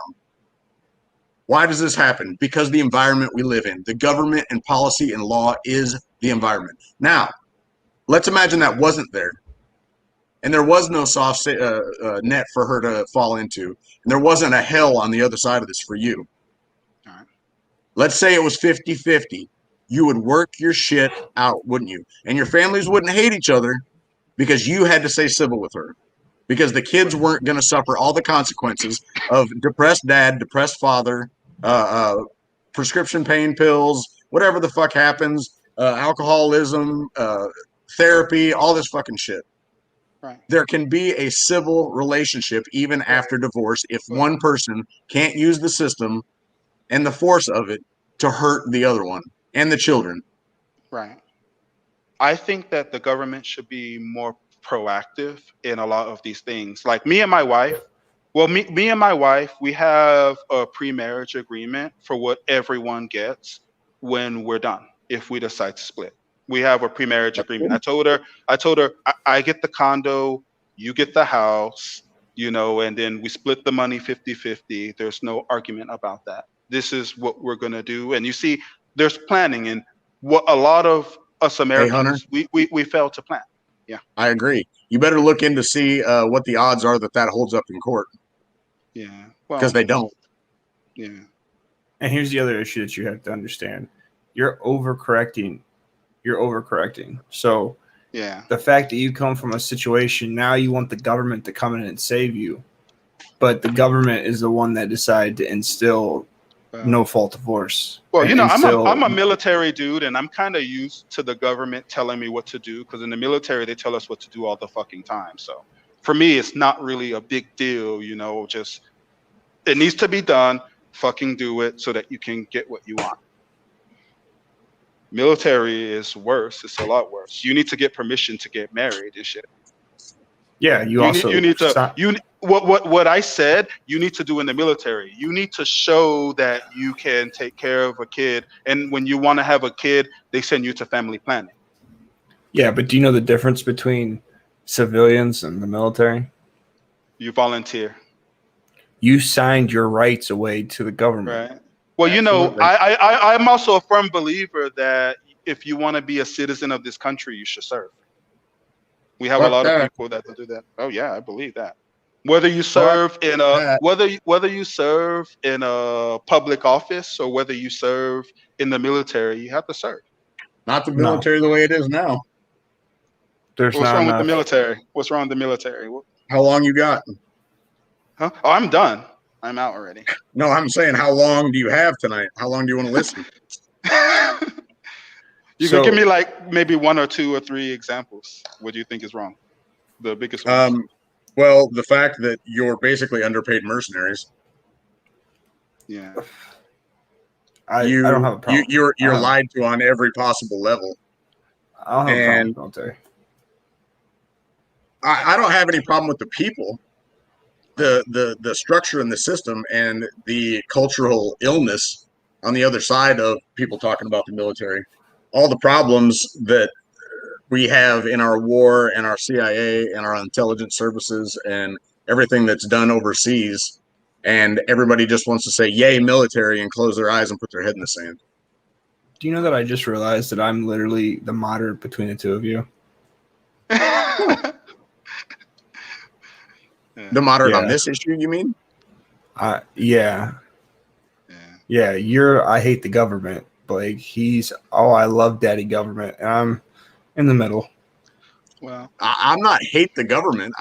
They're not nearly as transparent as they should be. They lie to the people. They use force and money and power when and how they please, and we get attached to it, and it's fucking terrible. The government can be good in some things, very, very few things. I'm a minarchist. I'm not anti-government, but the government has way too much power. Right. Well, you know, many countries make it mandatory for everyone to serve in order to. They're also a lot smaller. Well, no. You have like Thailand. Yes. Thailand has a big population, not bigger than America, but their population is big. They're the biggest country in Southeast Asia. And it's mandatory for everyone to serve. Women have to serve? No, women don't have to serve. So not everybody. Well, Israel, South Korea requires everyone to serve, male and female. No. South Korea allows the women to go to college. Doesn't allow the men.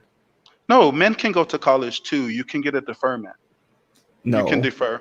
I have two friends here that had to go back for duty. They went to college and they finished their college and now they're serving. You can. Yeah, there's actually a problem in North Korea where women are complaining that men shouldn't be allowed to use their military as credits for college. Hey, Hunter, do you know these are kind of probably common things between Savage and I? I think we've even talked about them just a little bit before, but are you familiar with the Gulf of Tonkin incident in Vietnam? Yeah. Yeah. Are you familiar with the Operation Northwoods proposals? No, I'm not familiar with those. These are things that the Operation Northwoods proposals were the Joint Chiefs of Staff, the generals under JFK, came up with a way for us to basically lie ourselves into a war with Cuba. We were going to kill U.S. civilians. We were going to bomb U.S. targets. They even used the word drones in 1962 to use fake planes to crash and drop bombs and all sorts of stuff. This is in 1962, and JFK didn't go along with it. Now, this is just what they admitted to. This is something that was declassified. Right. and brought out into the open. And So- within 6 months after that, he was dead. They were going to lie and use the news media and kill American civilians to frame Cuba so that we could invade and take over. I don't trust a fucking thing the government says after that. Every fucking war, every government that lost control, every time anything happens overseas, I don't believe a fucking thing that they say. How many people are in Thailand? I don't know off the top of my head. I don't know the population. Because I know I can't- America is 365 million. I'm going to say 42 million in Thailand. Let's look it up. Oh, go ahead. You want to look it up? I'm on Yeah, my phone. man, I can't. Without Men have looking at Men have 350. There's 365 million men or people in America, and also, so if everyone has to serve, does that mean that we're going to override health issues that disqualify you from service? Yeah, well, no, you don't. They don't override it. You have to go and you have to get a physical. No, but I'm saying if you're saying that everyone has to serve, does that Everyone- mean that they're yeah. going to take those issues and no longer make them disqualify you? Well, serving doesn't. Like I said, serving could be public office. Serving could be doing something for the community, working in a community office. It could be something. But it's not something that we should just have everyone entitled to just because they're born here.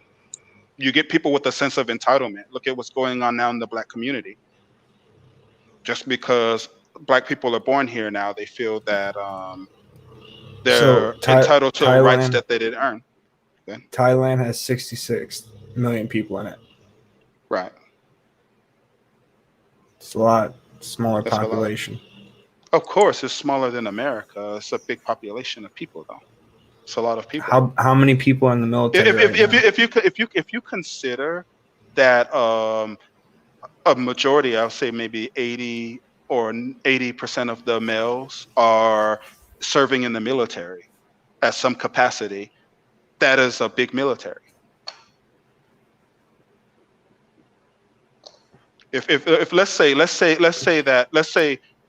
if we go on the lower side that maybe 40% of the population they're males, then you take 80% of that and say that they're serving in the military. They're serving, they're reserves, or they're in the police. Because police are part of the Thai military too. Let's say that they are. That's a big military.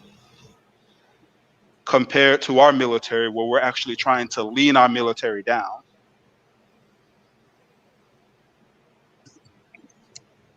You know?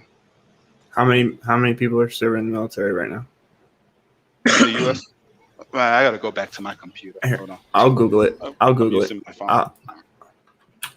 3.5 million, I'll say. You know that you can pull up Thai military numbers too and see how many people are active duty, reserve, and in the police. All right, back to the computer.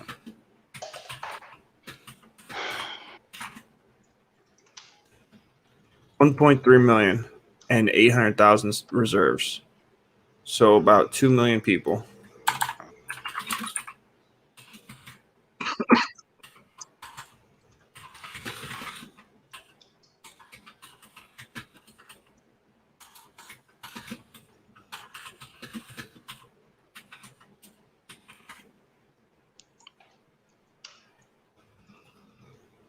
You said Thailand? Yeah, Thailand. Thailand has a total military personnel of 1,822,000, including 165,000 active duty troops and 1,657,000 reserve soldiers, with a defense budget of 10.72 billion. Can you say the number again for the manpower? The active or the total? Total. Let's go total. It's 1,822,000. Where did you look? Where did you get that? Google. Okay. All right. I'm using global firepower. Let me see. I'm going to compare. You can compare the countries. I'm going to compare Thailand and US. I'm going to bring up a chart. It's about the same. Yeah. Let's see. Thailand. Okay. Compare. Okay. All right. So America's population is 329 million. Thailand's is 68 million. Available manpower is 144 million. Thailand's available manpower is 35 million. Let's see, active personnel. You said how much? You said 1.4, right? No, they said one for America or Thailand. America, 1.4 million. American was 1.3 million with 800,000 reserves. Okay. All right. So Google says. All right. So yeah, I see 1.4 for America and 860 reserve, and I see for Thailand 360,000 and 200,000 reserve.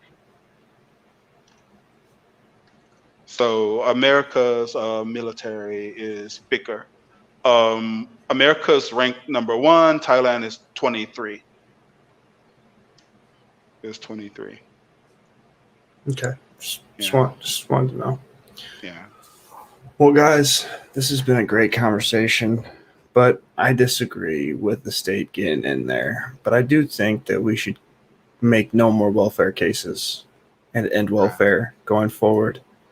And the people that are already on welfare, let them have it. Let them suckle that teat until it dries up. Well, what do you think about for people who are using it because maybe they're disabled or they're old? That's not the same thing. Okay, just making sure. So there's a distinction for you. Okay. All right. Okay, well, I'm not going to hold you much longer. I do appreciate you guys taking the time to talk to me. No, it's fine. We don't have to end it. Okay, I thought you were ending it. I still don't understand why you think in today that everybody should serve in the military. I want to know what the military does positive in the world, and I want to know what the military does positive for the people that were in it. I didn't say just the military. I said service, and I think that you're confusing service with being in the military. I think You said that public office. Public office can be as well. When you're in public office, what you can work as an alderman, you can work in community centers or something to that nature. But I think that you shouldn't just be entitled to citizenship, is what I'm saying. You should have to do something to become a citizen. Serve the government. So, well, to a certain degree, serving the government is serving the community. If you work in a community center, if you work as an alderman, if you work in Congress, you are serving a community. Aren't those based off elections? Though the more higher things that I mentioned, like being an alderman, being a congressperson, yes. But working in a community center. So we're just going to have huge community centers with a bunch of people in them? Well, also, you could become a police officer and serve the community. That would get more blacks to want to become cops, probably. So, well, you do know that in America, we actually have a higher percentage of blacks in the police force than the population of America, correct? What? Say that one more time. So you have 13% of blacks in the U.S. in the United States. There's more than 13% black officers in the police force. They're overrepresented in the police force. Right, but what does that have to do with giving a criteria for service? You said that it would get more blacks into it, and we already have more blacks. Like we already have more blacks in it than the population is representation of the group. Right. When I said that it would get more blacks into the position of being a cop, I didn't say that there wasn't enough. I said it would get more. No. That's just like if you have enough money and you want more money, it doesn't mean that you don't have any. No. The only reason I say that though is because there's a lot of blacks in the police, but there's an idea that there isn't. There's an idea that there isn't, and that the system is still racist. Yeah, well, I don't think that that's the case. If I wanted to be a police officer, I could be a police officer. No, I'm not saying that you made that argument. You were saying it. Well, that would help get more blacks in, as Yeah, in like it would help the narrative. And I'm saying that narrative, we're already at that point. We're already past that narrative, but they still don't see that narrative. Was my argument. I'm not like I wasn't saying you said any certain thing.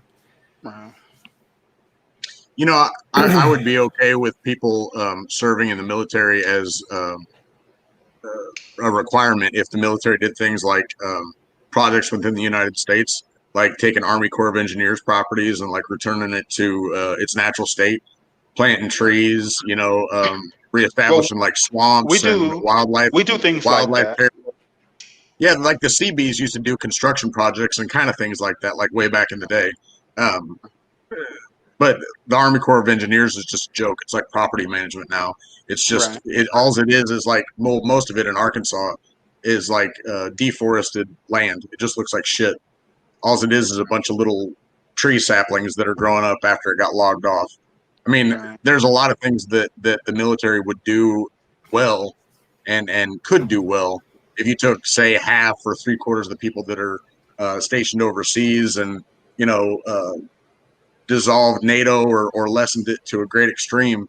You know, we didn't have a UN presence and we didn't have to fulfill all these bullshit obligations overseas. You could bring those people back and, like I say, do public works projects. You could Why establish. don't Well, we we just can't. start setting higher standards for everything? Say that again. Yeah, when you say higher standards, what do you mean? Why don't we just have higher standards? Like what? What higher standards? Who and for what? Okay, Yeah. I'll give you an You're like example. a Bond villain, Please. man. You're always ominous when you speak. Of course. Yeah. How do you think I get laid? But so instead of there being you were in the military, right? Yes, I was. And you had a standard you had to meet. Yeah. Was that standard higher or lower 20 or 30 years ago? It was higher, I think. They Okay. didn't allow people to hang off of the bars. You had to do actual pull-ups. Okay. And then in order to be inclusive, right? Inclusive, because other people and their views, they lowered the standard for those people, right? Yeah. Well, you know what it is it's a numbers game. Well, I'm answering your question. It's a numbers game. This new generation doesn't like all of the shit that the previous generations did, and we still need to keep our numbers up. So they do make a lot of concessions. Okay. Kind of like Social Security. Yeah. Well, the military is a business. They need bodies. Absolutely. Yeah. So does it make it better or does it make it weaker? That argument can't really be made because technology makes fighting a lot easier and accomplishing the mission a lot. Yes, it does. It makes it easier. Have you seen combat? Yeah. Okay. So how many times in combat did you have a robot rolling around with you that carried people? What do you mean a robot? Are you talking about like a robot medic or some shit? We don't have that. We have actual corpsmen. Yeah, I'm saying like when you were so do women see active combat? No, they don't. Why? Because psychologically it would fuck a guy up. You wouldn't be able to work once a woman got hit and went down. Everybody would be trying to save her instead of doing their job. Well, not just that, but if you got shot, she couldn't pick you up and carry you to safety. That's not true. We do training, and our training is with females because females might find themselves in a situation out there with us, and they are able to carry us. They can do wounded man drills, and they can carry men that are wounded. Yeah, they're able to. Mm-hmm. We had a little Asian girl that was like 5'4", and she could carry me with a fireman's carry. For how long? I think it was like 5 meters, 5 meter carry. Okay. Yeah.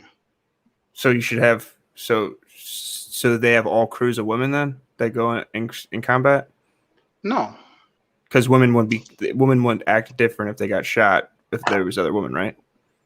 No, they wouldn't act different. So it doesn't benefit us to have these standards to be inclusive, right?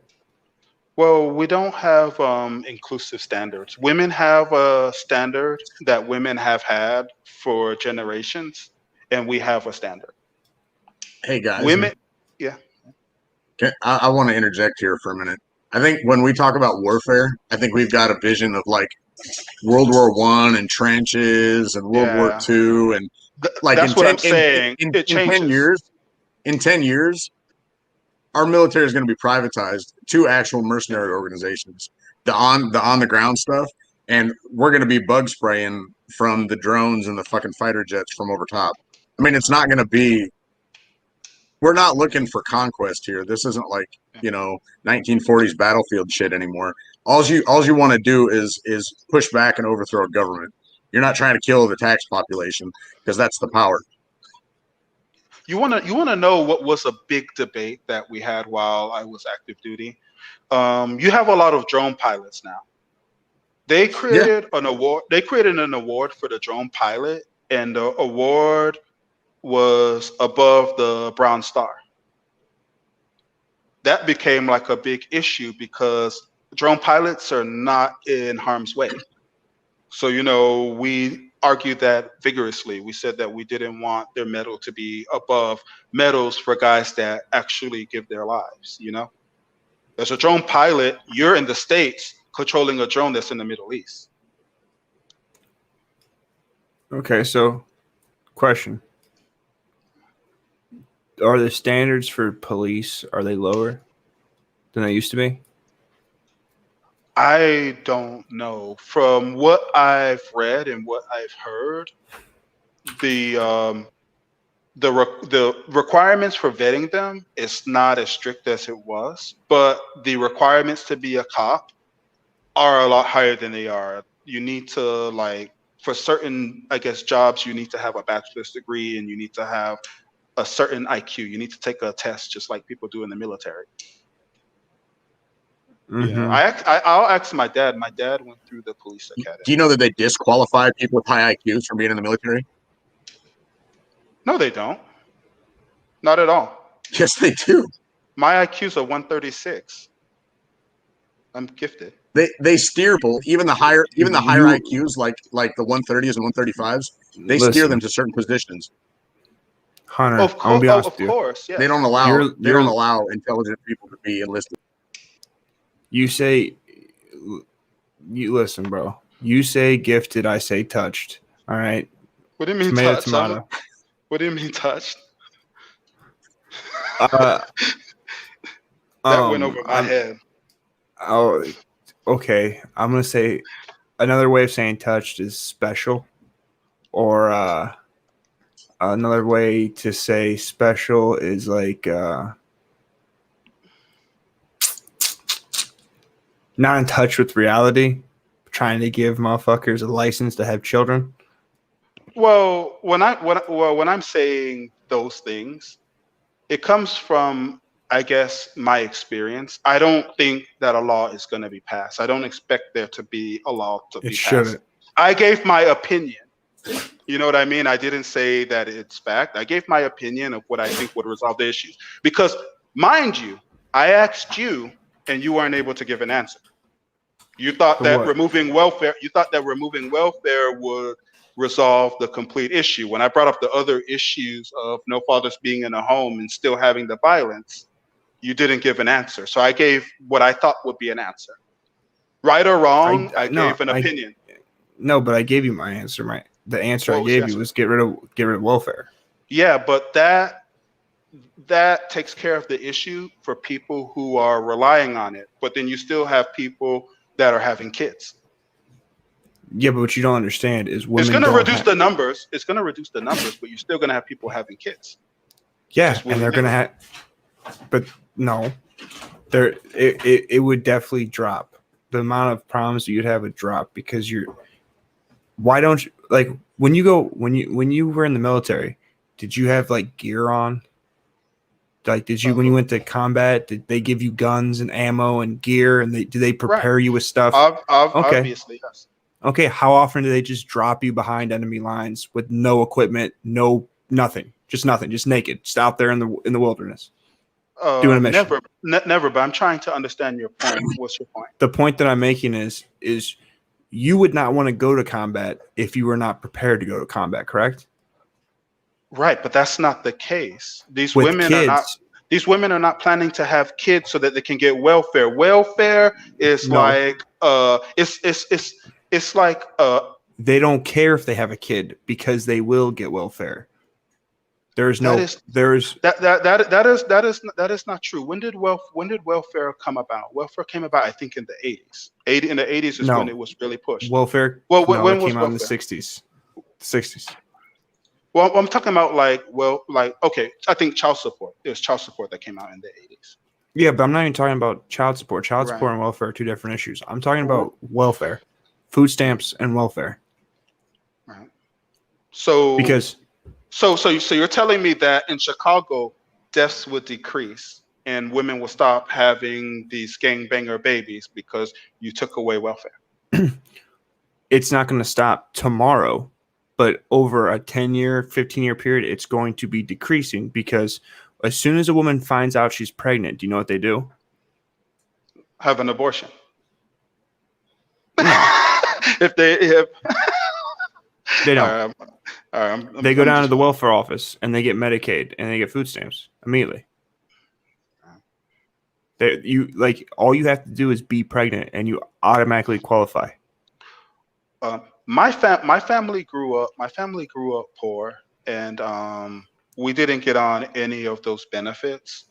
But my father had babies with women, knowing what the situation was going to be, knowing that he wasn't going to get anything out of it. Were your parents married? My father married my mom after they conceived me, but my father my father was with a woman before, and they were married, and he had kids. Because of his lack of involvement in the kids' lives, all the kids turned out to be very different than me. Siblings going to jail, siblings committing crime, siblings having this ghetto mentality. Okay, so here's a simple thing. So, one, when you're married, it's harder to get welfare. Actually, it's harder for you to qualify. All right, if you're not married, you automatically get it. I'll give you a great example. All right, now this is an anecdote, so it's not about it's not proof, but it gives you a good light. So I personally know somebody that has 4 kids by 3 men, and they're on welfare. And their sister has 3 kids with 3 men, and they're on welfare. Right. All right. I've heard women say, I'll have a baby. But marriage, that's a big step. While pregnant, they say this. The idea that there's no consequences. The man not being around isn't a consequence, because if the state will step in and take care of you, like, it's just that simple. If you didn't have welfare, you would need a man. Can I say this? You look at both of you guys are Tommy Sotomayor watchers, right? Both of you guys watch Tommy Sotomayor. A lot less now. Been known to, not so much anymore. Okay, I have been known to watch him from time to time.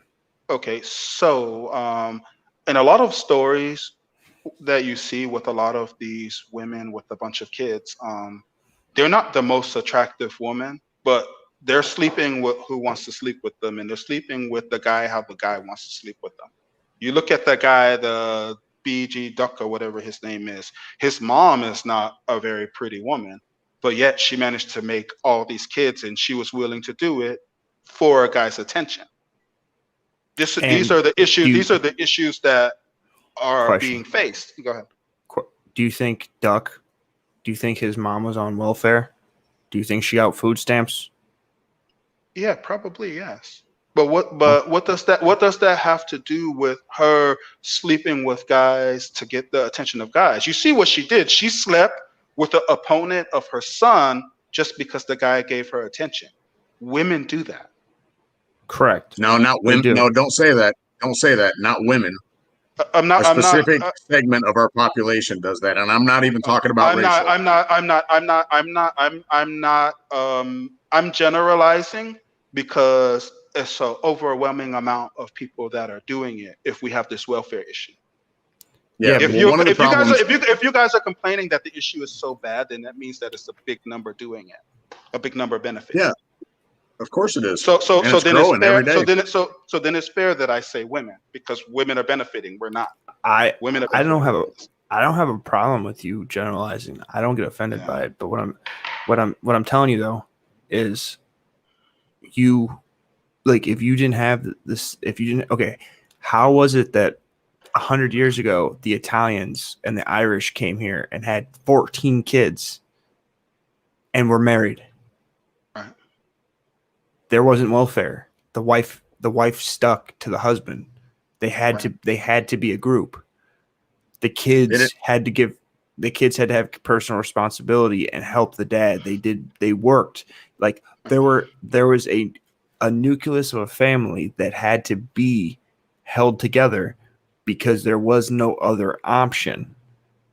If you go and look up the story of Donald Trump, of his father, his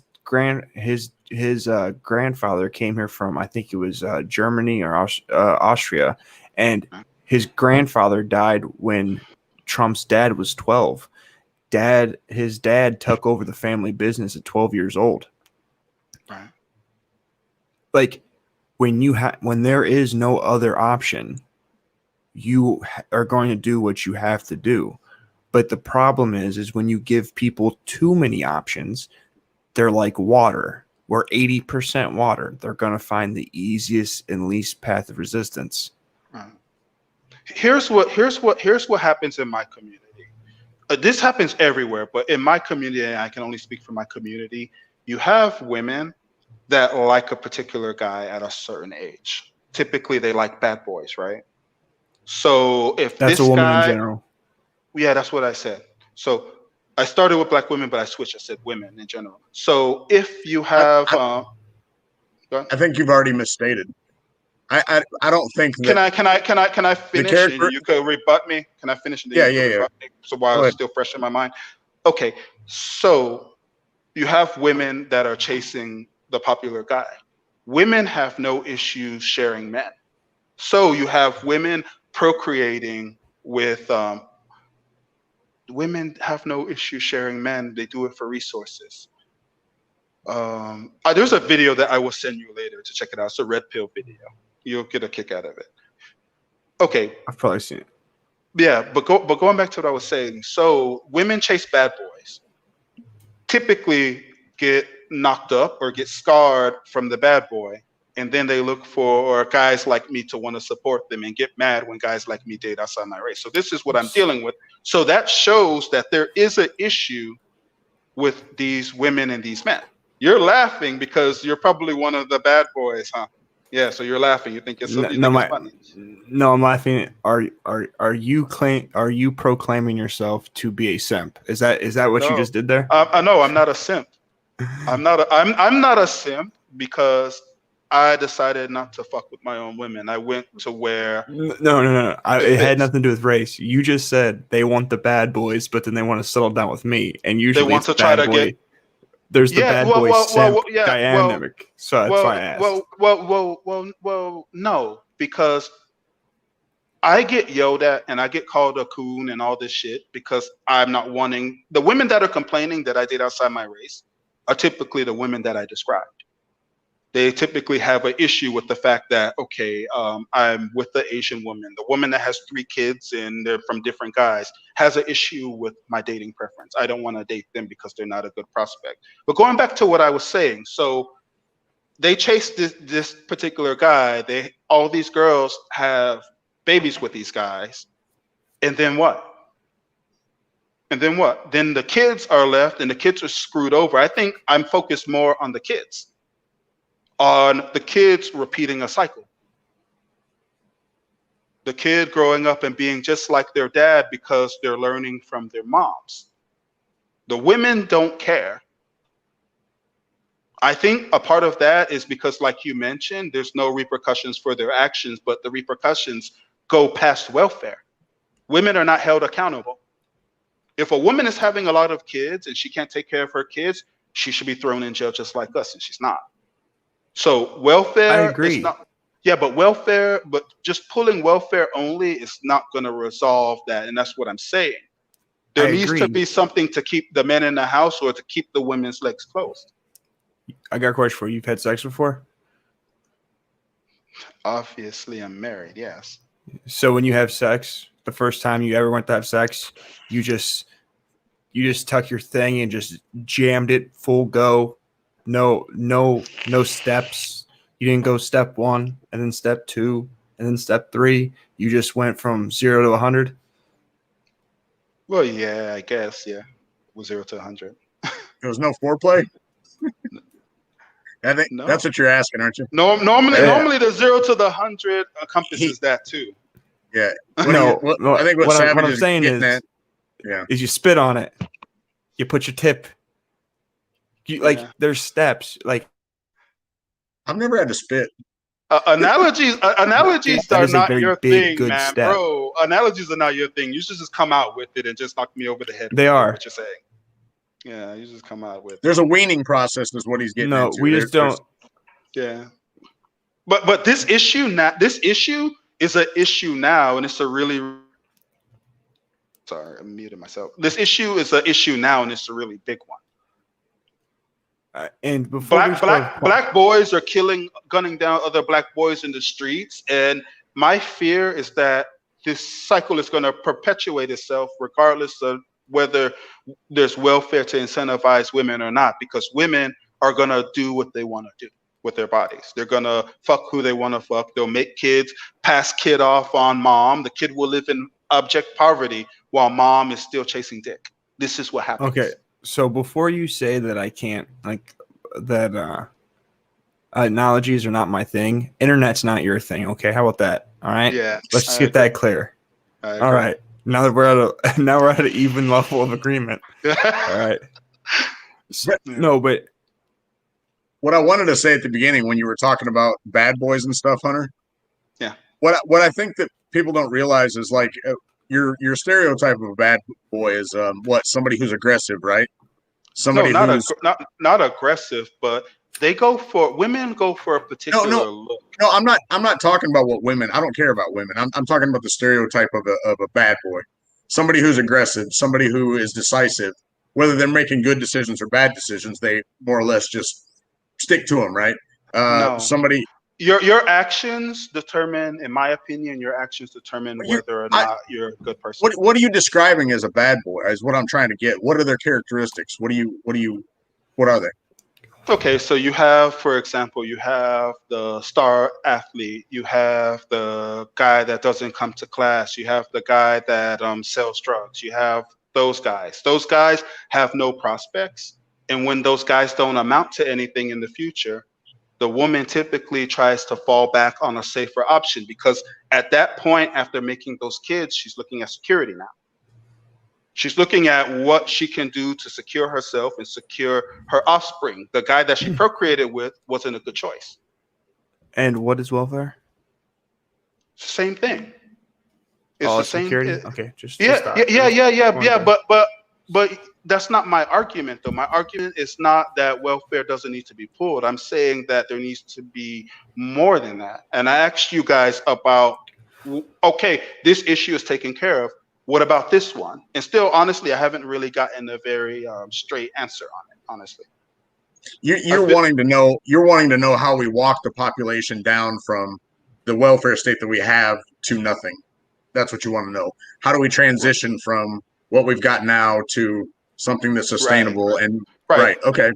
Well, how do we keep families? How do we keep families? Well, you first of all do some kind of social policy, like I said, where there's an enforceable marriage contract.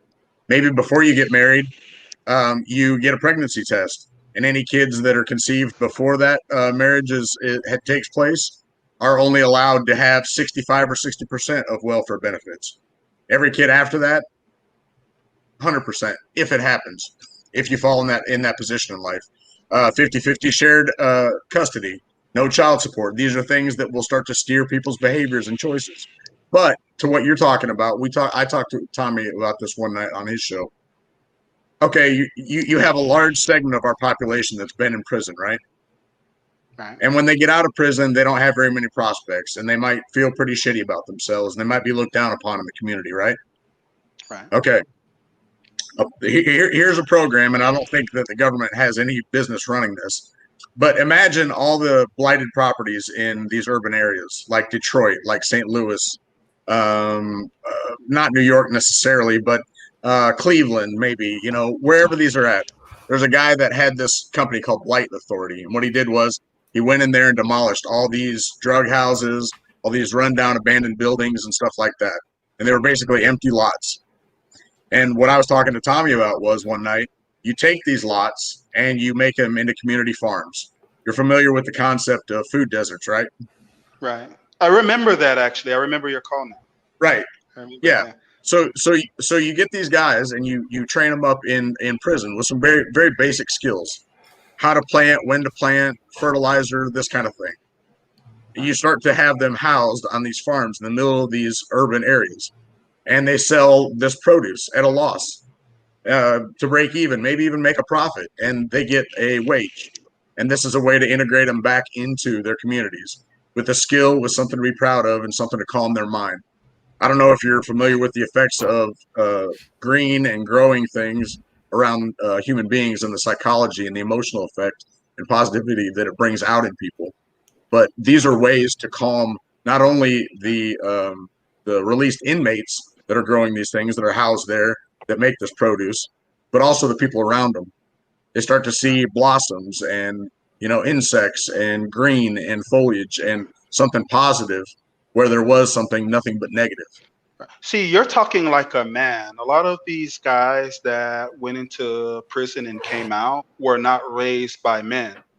So a lot of what they're doing is yeah, but I'm saying, no, I didn't say you were. I said you're talking like a man. A lot of these guys, how they were raised and what they were taught was to look for the easy way.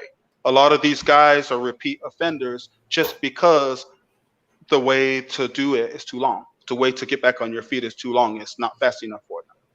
My brother's a prime example. My brother's been in and out of jail. My brother has had many opportunities, good jobs to get him back on his feet, and he would prefer to go out there and break a law instead. Well, it's not just a job, and it's not just money. And I think as men and even a society at large, we look at men as their dollar worth. I mean, the system looks at us that way, and we're a whole lot more than that. We're knowledge, we're leadership, we're an example, and that goes way beyond what's in your fucking bank account. It's your body language and how you talk to your wife and your children, and it's way more than how much you earn. You know what I mean? But if there's meaning we're taught, these behaviors were taught, though. You were taught to think like that, and you were taught, for you that would work. For me, that would work. If I got locked up and I came out and you presented me with this opportunity, I would take it. But many people would not take it. Yeah, but you can't help people who don't want help. Right. We have to break I think that's really the thinking, the mind frame. Go ahead. Sorry. I don't think that's accurate. Even I don't think that women want welfare, and I don't think women want to be single, and I don't think men want the easy way out. It's a matter of what you can see, what you can envision. Is it even possible? Do you see that it's possible to be married to a man that's gonna, be faithful and treat you well and make good decisions? As a man, do you think that it's possible to get a wife and not get fucked over by the system? It's not even possible. I've seen many cases where the woman would prefer the money over the man, even if she had a good man. My father's ex-wife ran away a good man just because it was easier to get benefits. She had a relationship with him for a while, and then it fizzled out. Instead of keeping it because he was contributing to the household, she wanted to go back in white daddy, pretty much. But what we were talking about, though, a way to wean ourselves off of welfare, that's a prime example. That cuts out a whole big portion of our programs and our problem and our overhead of our government and our taxes and everything. And it solves a whole bunch of problems all in one specific area. Just a very simple little streamlined program. Nourishment, healthy food, lowering the weight and increasing the activity of the kids. They talk about, like I said, food deserts. Can't get grocery stores in inner cities. It's all dollar stores. It's junk food. It's all fucking processed. I mean, that's farm to table right there every day when you go home. For probably 4 or 5 months out of the year, you could go down to the corner, get some fresh produce from a guy that used to be a con and is now proud and doing something and earning something. And you could take it home and prepare it with your kids and teach them, hey, this is what we do with zucchini and tomatoes and lettuce and spinach and onions. And they did that in Brennington in near Tampa. They have something like that, and it works very good. But the majority of the people doing it are Caucasian. It works. You have the ex-cons come out there, and they're doing that. They have the peace and quiet that they need to get their mind right, and it's like they're providing a service to the community. Exactly. Something to be positive about. So I agree. What I'm saying is I'm gonna be just straight out. It's just not gonna work for Black people. It's not gonna work for Black people. It's hard to, like, in front of a parent or in front of a community that's not done well.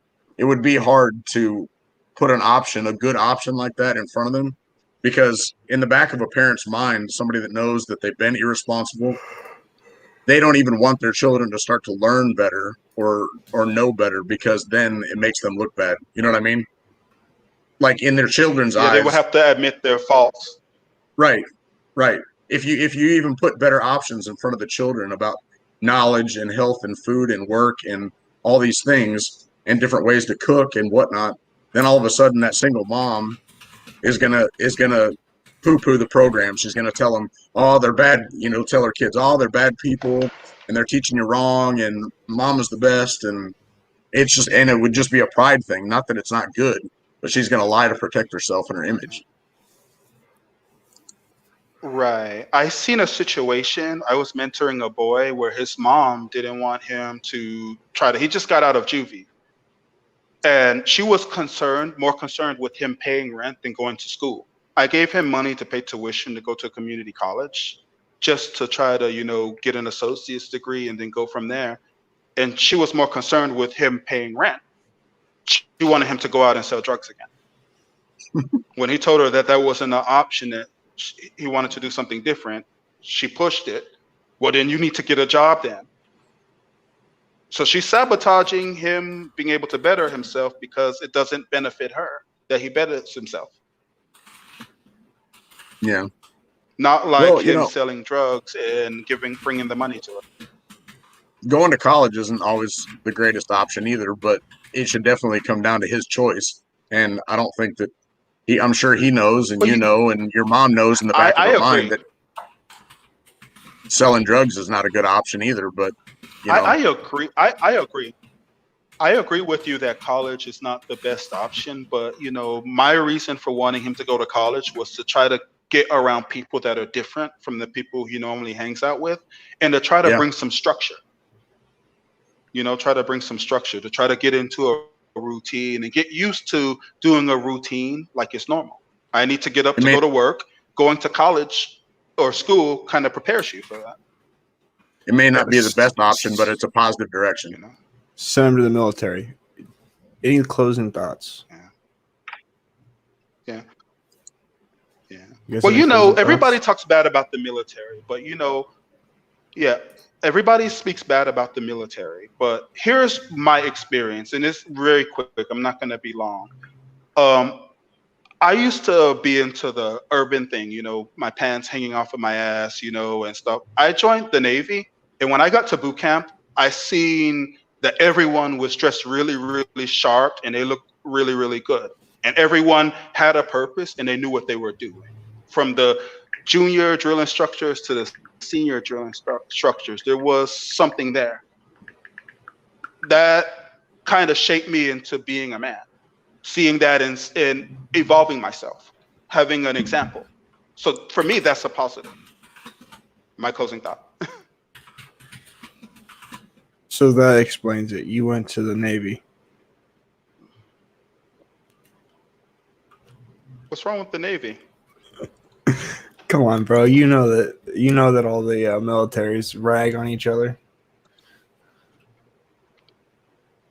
Yeah, there's nothing wrong with the Navy. I don't like the Air Force. They don't deploy. They stay at the same base for like 8 years. We deploy. We have more planes than them too. They have no planes.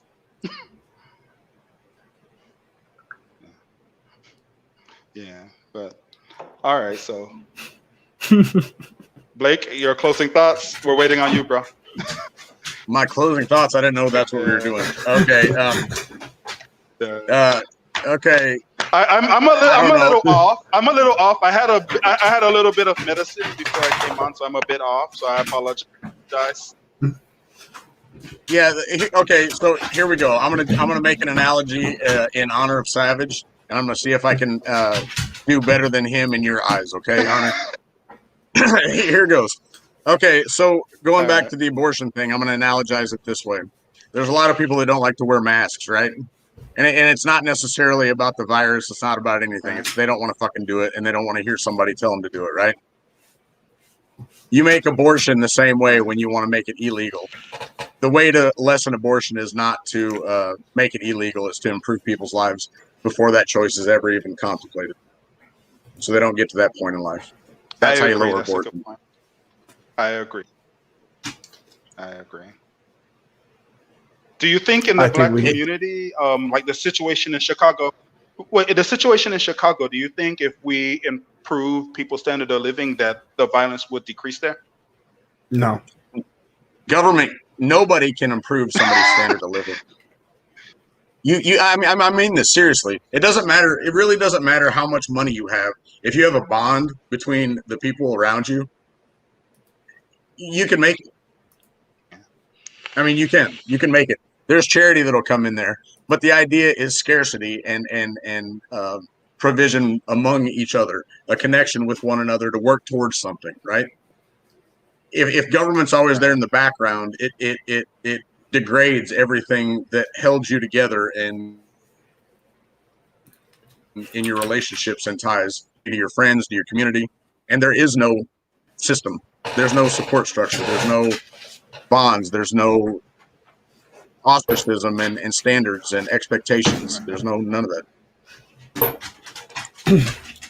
Government killed our communities. I think we should take I think we should get like a big ass wall and build it around Chicago and just let it be its own thing. Just surrender it.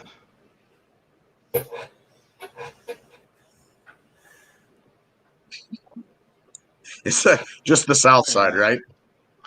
No, just the lower third. The whole thing. We just give up the whole city. They should just Indiana should just annex it. That'd be all right. I don't know. It's bad there. I've been there before. It's bad. It's not. Yeah, it's bad there. I can tell you that their traffic and their street system absolutely fucking sucks. At least, it did 20 years. Fucking this, it's built like 17. Like the city was started like fucking 200 years ago. Man, Indiana has its own problems, man. People from there are slow as fuck. The highways and the interstates and the bypasses and stuff in Chicago, they turn like at these outrageous curves, and they're so narrow. And then all of a sudden, you get on the other side of a bridge, and there's a fucking exit, and you just gotta like go from 65 to fucking 30 in 300 feet, and there it is, and it's about a tenth of a mile long, and I don't know. Chicago's retarded. It's old and dirty and fucked up in just about every way possible. That's like I said, we should build a 30-foot wall around that bitch, about 6 feet deep with cement. Just we could let it be what it is. We could recreate Tool, Anima, and we could just cut like a couple canals from Lake Michigan down there and just flood the whole fucking thing. We could do that. Flush it all down and let Mother take its course or whatever he says.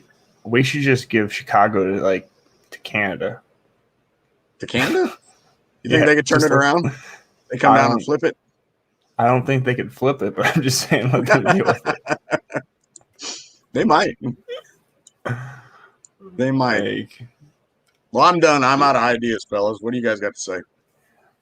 at the end of the day, I just think that abortion should be illegal. Like, that's just how I feel. I don't agree with it. And You can feel that. I understand. Yeah, so I just think that abortion should, it shouldn't be legal. Like, I don't condone it. Like, at the end of definitely don't give Mexico to Chicago. That'd be even worse. But yeah, I don't agree with abortion, but I think that abortion's murder, and I think that it gives women the ability to I think that it's given women the ability for a lack of accountability, and it's done that at the expense of being able to like abortion itself is a religious practice. It's an occult practice, and it's guised under the freedom of women and choice. And women, whenever left to their own devices, like to pick things that are not good for themselves. I think everybody has a tendency to want to shun responsibility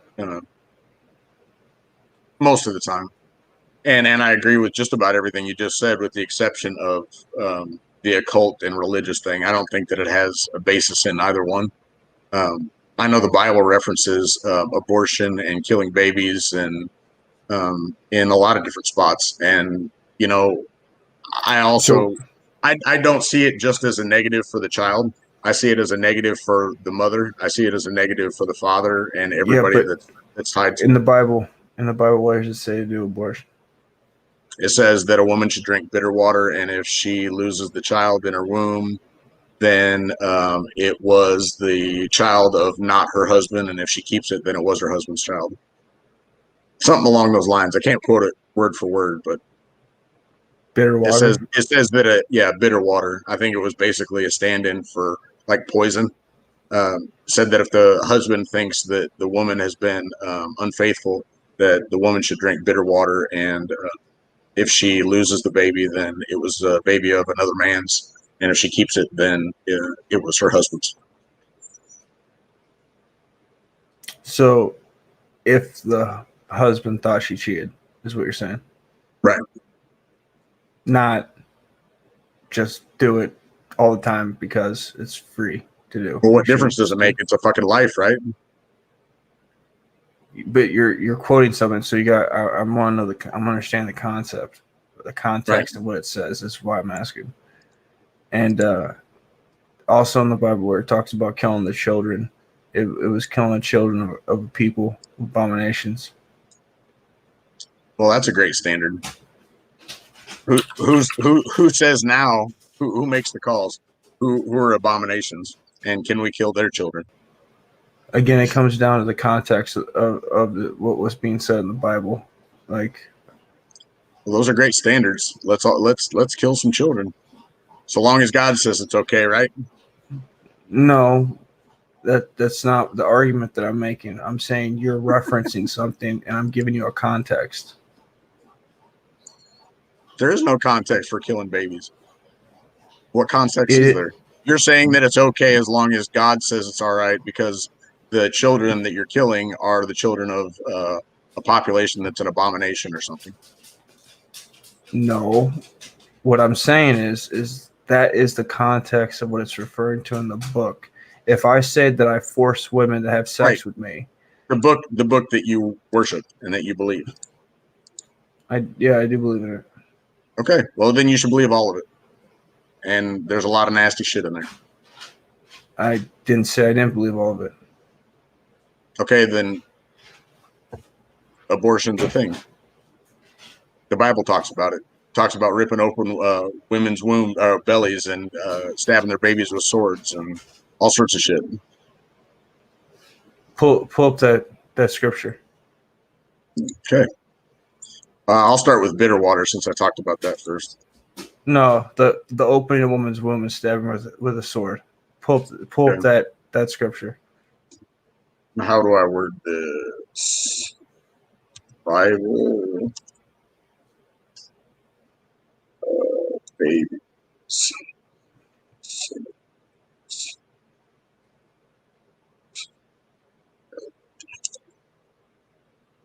Hosea, first one came up. Hosea 13:16. How much of this you want me to read? I don't know exactly where it's at. The people of Samaria must bear their guilt because they have rebelled against their God. They will fall by the sword. Their little ones will be dashed to the ground on rocks, their pregnant women ripped open. So I guess they went against God some way, huh? Didn't say their God? Against their God because they have rebelled against their God. Okay. That's a great, like I said, that's a great standard. Killing the babies in the wombs and taking the children and smashing them on the rocks. You have to read, when you read scripture, you have to read the paragraph before it and the paragraph after it. Well, what does it matter? That's what they say that they're going to do, that they should do, that they did. That's not what it said. It said they didn't worship their gods, and that's what's going to happen to them. He didn't say who was going to do it, and that's why I said you have to read. What does it fucking matter? You just said baby is a life in the womb is a human, right? Did you not say that? So what reason is there to kill that life that had no responsibility, no action in the world? Because your God says so. Because your Bible, because your book said that it's okay. That's not what it said. What does it matter? That's not what was said. Okay, so you interpret it for me. Read everything. You just said that they didn't worship their gods, and that's what's going to happen to them. That doesn't say who did it or why to do it. That has nothing to do with that. There's no context to that. That's why I'm saying you have to read before that. You're making an argument based on those are the people saying it, but you're not saying it doesn't say who's doing it. So you have to give the context. That's why I asked for the context. So what do I want to look up? I'll just look up.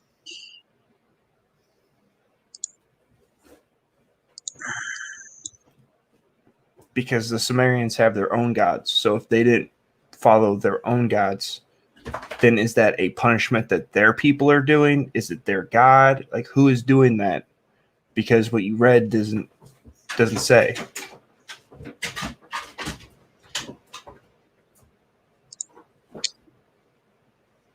Isaiah 13.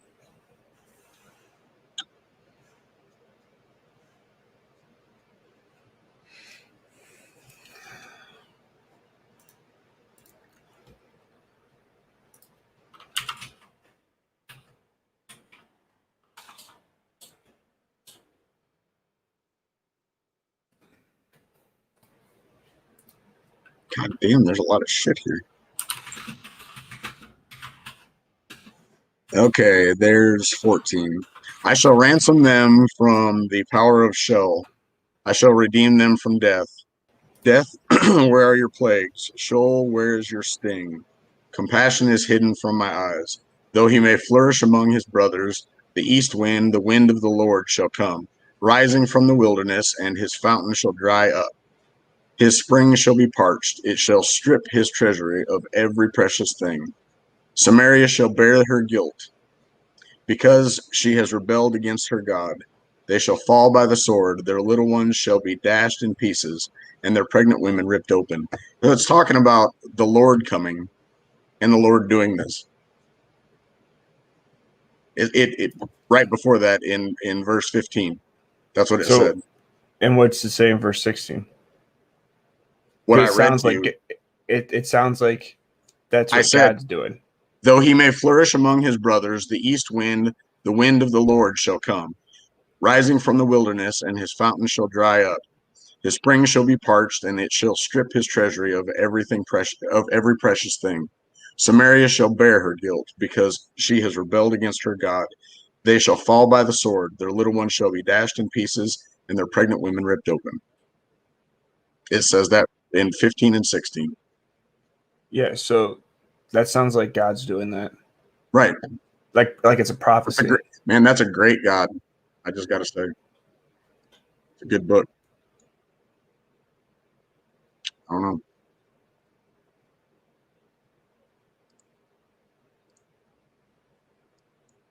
Tough to swallow. So, do you believe pedophiles should be killed?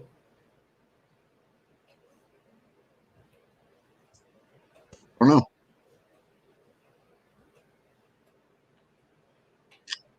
Your emotional reaction to it is yes. And then you kind of have to wonder, how did they get to that point in life? Yeah, see, that's like it doesn't matter. If you're willing to have sex with a kid, there's no way to rehabilitate that. Well, there's different levels, obviously, to even pedophilia. But I mean, that's definitely not a good thing. But how would I react? I don't know. So I've never been in yeah, that situation. I can't say. So long story short, if we can both agree that, like, do you believe in the death penalty?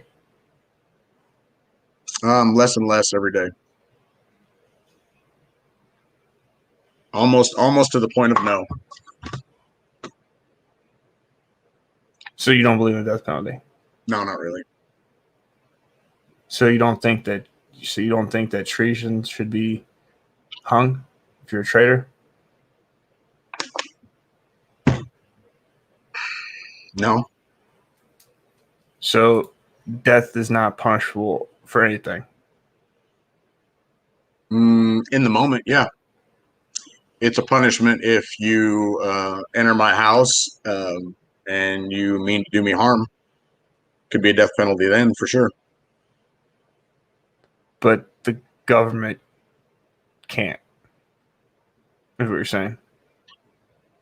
This is what I think about human nature, and I think this is true of everybody, from Hitler and Pol Pot and Joseph Stalin and Idi Amin and everybody. We are all capable of that. The right set of circumstances, the right confluence of events. There's nothing evil or good or bad or whatever, however you want to describe them, that I'm not capable of. And the same for you. Everything has a set of influences and events that happen prior to it. I mean, if you look at, like, Hitler, for example, nobody really knows anything about his life to the point that he got in control of Germany. I mean, he was a twisted dude. His father was a shithead, beat everybody, was a taskmaster, didn't show anybody any love. His mom used to piss herself all the time because, dad was so fucking horrible and violent. Hitler went and was rejected by every art school that he tried to get into, and then he went into World War I, and everybody in his platoon was killed except for him, and he lost a bunch of his lung capacity to mustard gas. He had a couple illnesses for like the course of his life. One of them was some kind of bowel syndrome or something. I mean, he thought that the Jews, his family basically told him that the Jews were responsible for his father losing his fortune because the Jews had community. And Hitler came into power on the other side of World War I, where many, many, many, many, many men had died. Grandfathers, uncles, fathers, and the population was ripe to be controlled.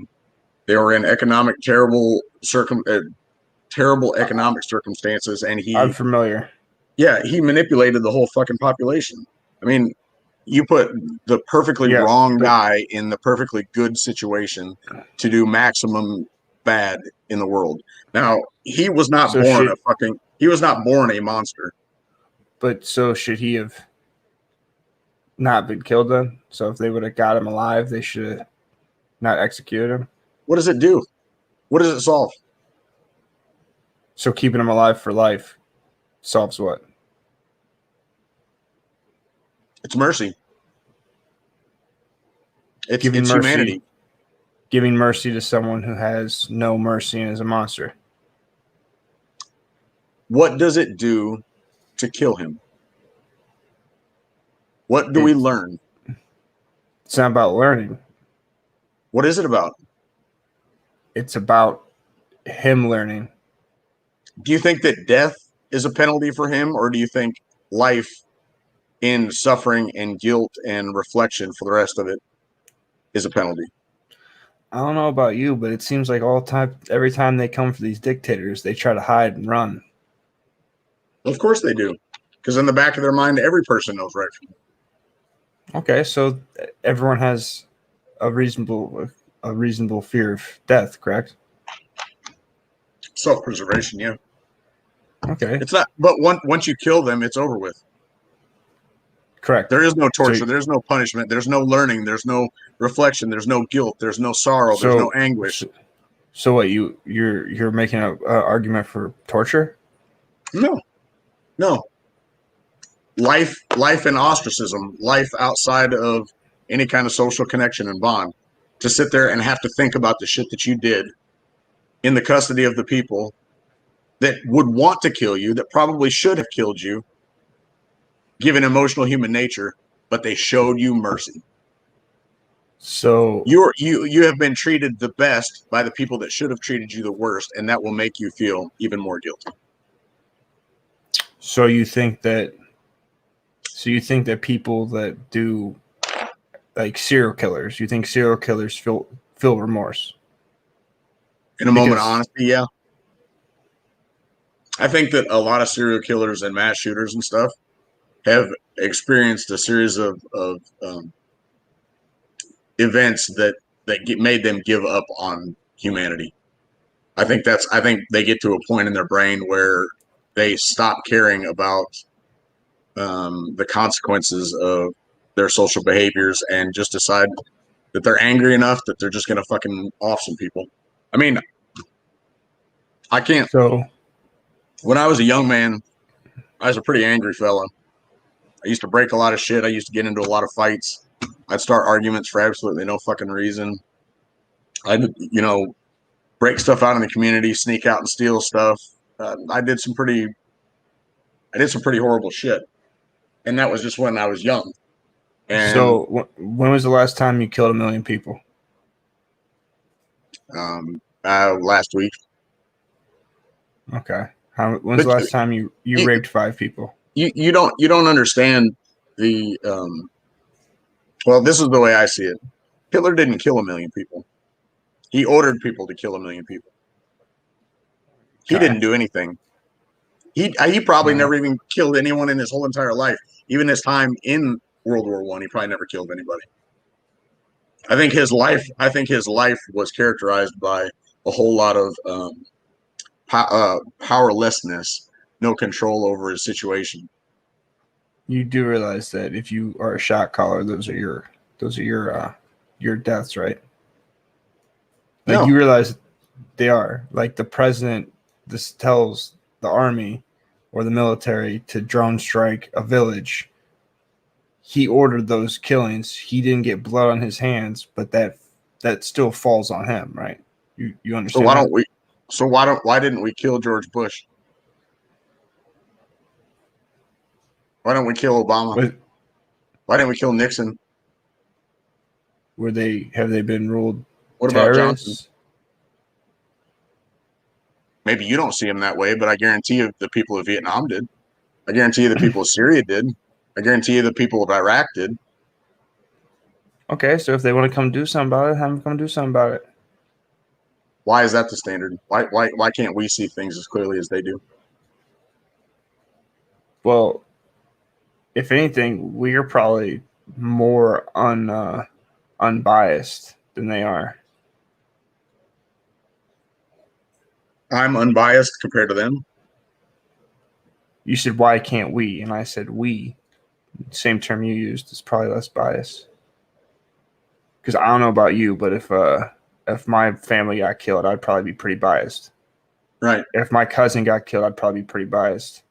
Right or wrong or indifferent. You mean as an American, if your cousin got killed in like Iraq or Syria, you'd be biased against them?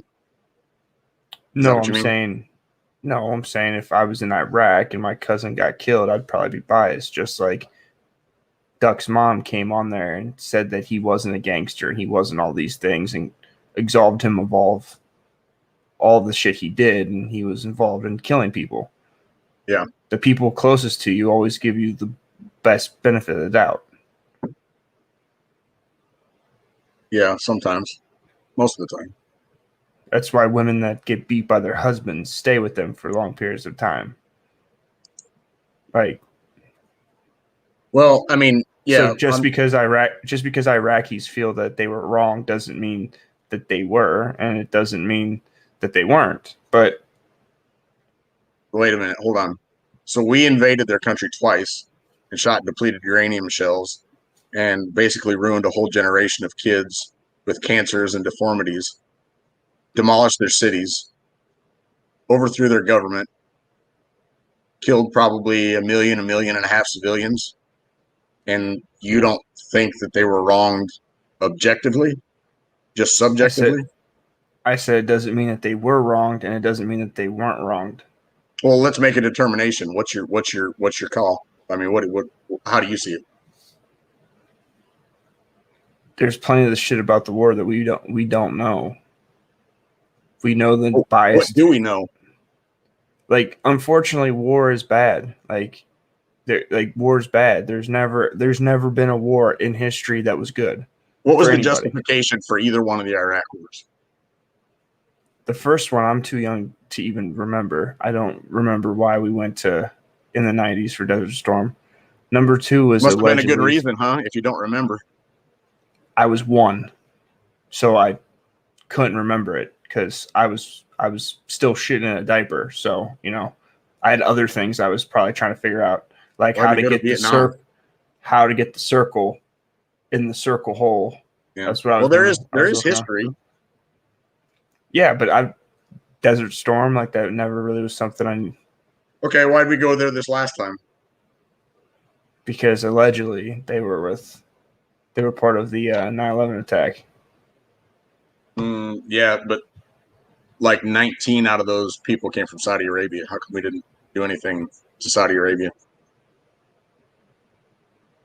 And none of them came from Afghanistan. So why did we go to Afghanistan? And none of them came from Syria. So why did we go to Syria? None of them came from Libya. So why did we overthrow Libya? Okay, so you're going through two different presidents. And if the people that died, that supposedly committed the 9/11 attacks, they died on scene, why are we fucking with Iraq for, I don't know, what was it, 15, 16 years? We still have a presence there. I don't know if we're active shelling and firing on anybody and got drones up in the air bombing the fuck out of people. But why did we spend so much time there? Well, why are we still in Afghanistan? Well, part of the government doesn't want us to get out of Afghanistan or Iraq. Part does. But why did we go there? I just told you with Iraq and Afghanistan. So it was such a good reason that you can't tell me clearly. I said allegedly. Yeah. The whole weapons of mass destruction thing? Yes. Allegedly. You know, one of the ways that they sold the Desert Storm was they had a daughter of a Kuwaiti ambassador go before the UN, UN Security Council that they held in Washington, D.C. She made up a bunch of lies about Iraqi soldiers going into a hospital in Kuwait City and taking babies out of incubators and throwing them on the ground. They found out later who she was and that the whole fucking thing was a lie after they finally went. They actually had reporting back then, and they went to the ground in Kuwait, started interviewing health ministers and people that ran the hospital and workers at the ward. They said it never happened. That's how they sold it to the American people. And right after that, we deployed to Desert Storm.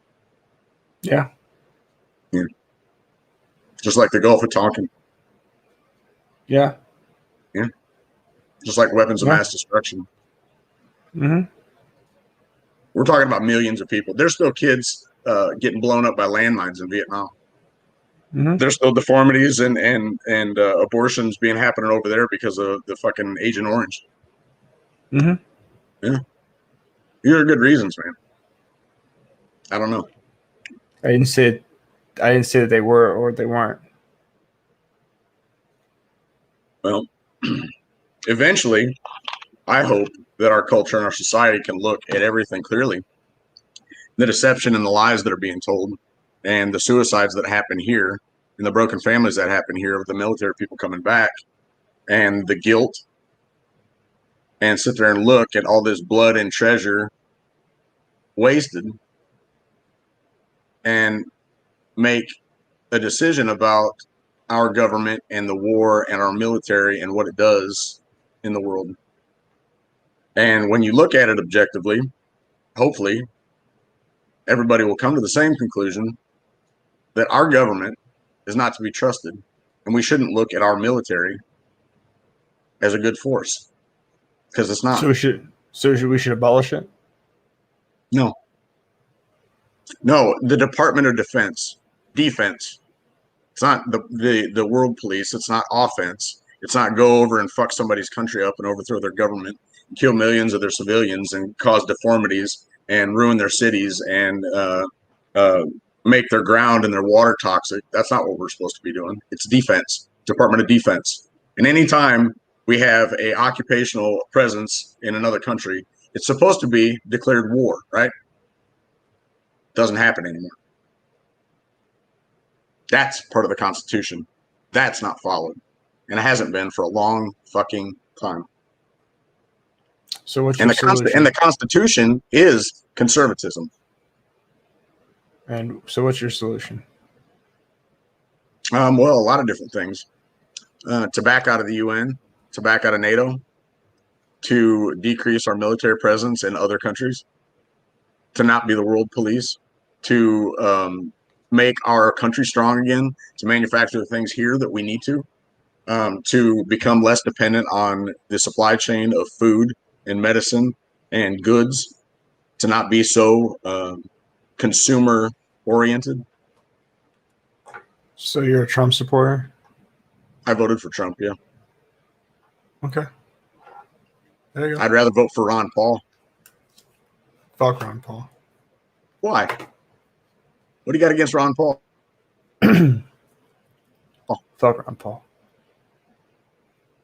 You just cut out for a minute. What'd you say? I said, hey, I'll get close to the mic so you can hear it. Fuck Ran Paul. No, I said Ron Paul. His daddy. Fuck Ron Paul. But what do you got against him? What do you got against either one of them? It doesn't really matter. Well, one, Ron Paul. Why? Ron Paul was an abortion doctor, for one. Two, he was a doctor that did abortions. Two, No, he wasn't. yes, he did. He was He was an obstetrician. I had seen an interview where he talked about performing abortions. I saw interviews where he was talking about being an obstetrician in a private private practice in Baytown, Texas. And then he got drafted into Vietnam, and then he came back and tried to be a doctor again, and then he got into civil service. And also, I've never heard him talk about abortion. And I don't believe we should legalize all drugs, for one. And two, he never had the ability to get done what Trump's getting done. He never got the opportunity. He got shut out by all media, even Fox. Dude, I saw a about 30-minute video, and they started doing clips and showed segments of where, like, they were doing the primaries, the Republican primaries. And Ron Paul finished like second in Iowa, and they never even talked to him. They had a guy, they were interviewing a guy that was at the Iowa primary, the Iowa caucuses, pardon me. And he was talking about how good Ron Paul was, and they cut him off after he started mentioning Ron Paul and all the things that he was talking about and libertarian values. I agree with you. He finished first. He finished first in a primary, and they put him at the bottom of the list. He had like 20-something% of the vote, and they put somebody that got 13 on the top, and then it went in descending order. It went like 8, 7, 6, and then Ron Paul won, and he was on the bottom. They cut him off. They only gave him like 1% of the time at the debates. They wouldn't ask him like appropriate questions for like even anything he stood for. They wouldn't. They completely fucking railroaded him. I agree. But a lot of the problems that you talk about with the military are more of a CIA deep state cabal type of situation. But I'm gonna The get off military here. is the military is the muscle, and the CIA is the brainchild. Yeah, they do all the dirty shit behind the scenes with hidden money, and the troops go in and clean up the fucking mess and be the enforcers. Yeah, you're right. But I just hit 280 subscribers, guys. I appreciate all of you coming here. I appreciate the support that you guys have given me. You guys can email me at savageredrecovery@gmail.com if you guys would like to support the channel and its growth. You could always send me money at the Cash App. If you want to sponsor an 8-hour stream, just drop that $1,000 and I'll do hip pelvis thrusts on camera for 8 hours in a G-string. Whatever your pretty heart desires. But I have work in 5 hours, so I'm gonna go shut my eyes. What's up, bud? Nice talking to you, man. Appreciate it. Later. Take care.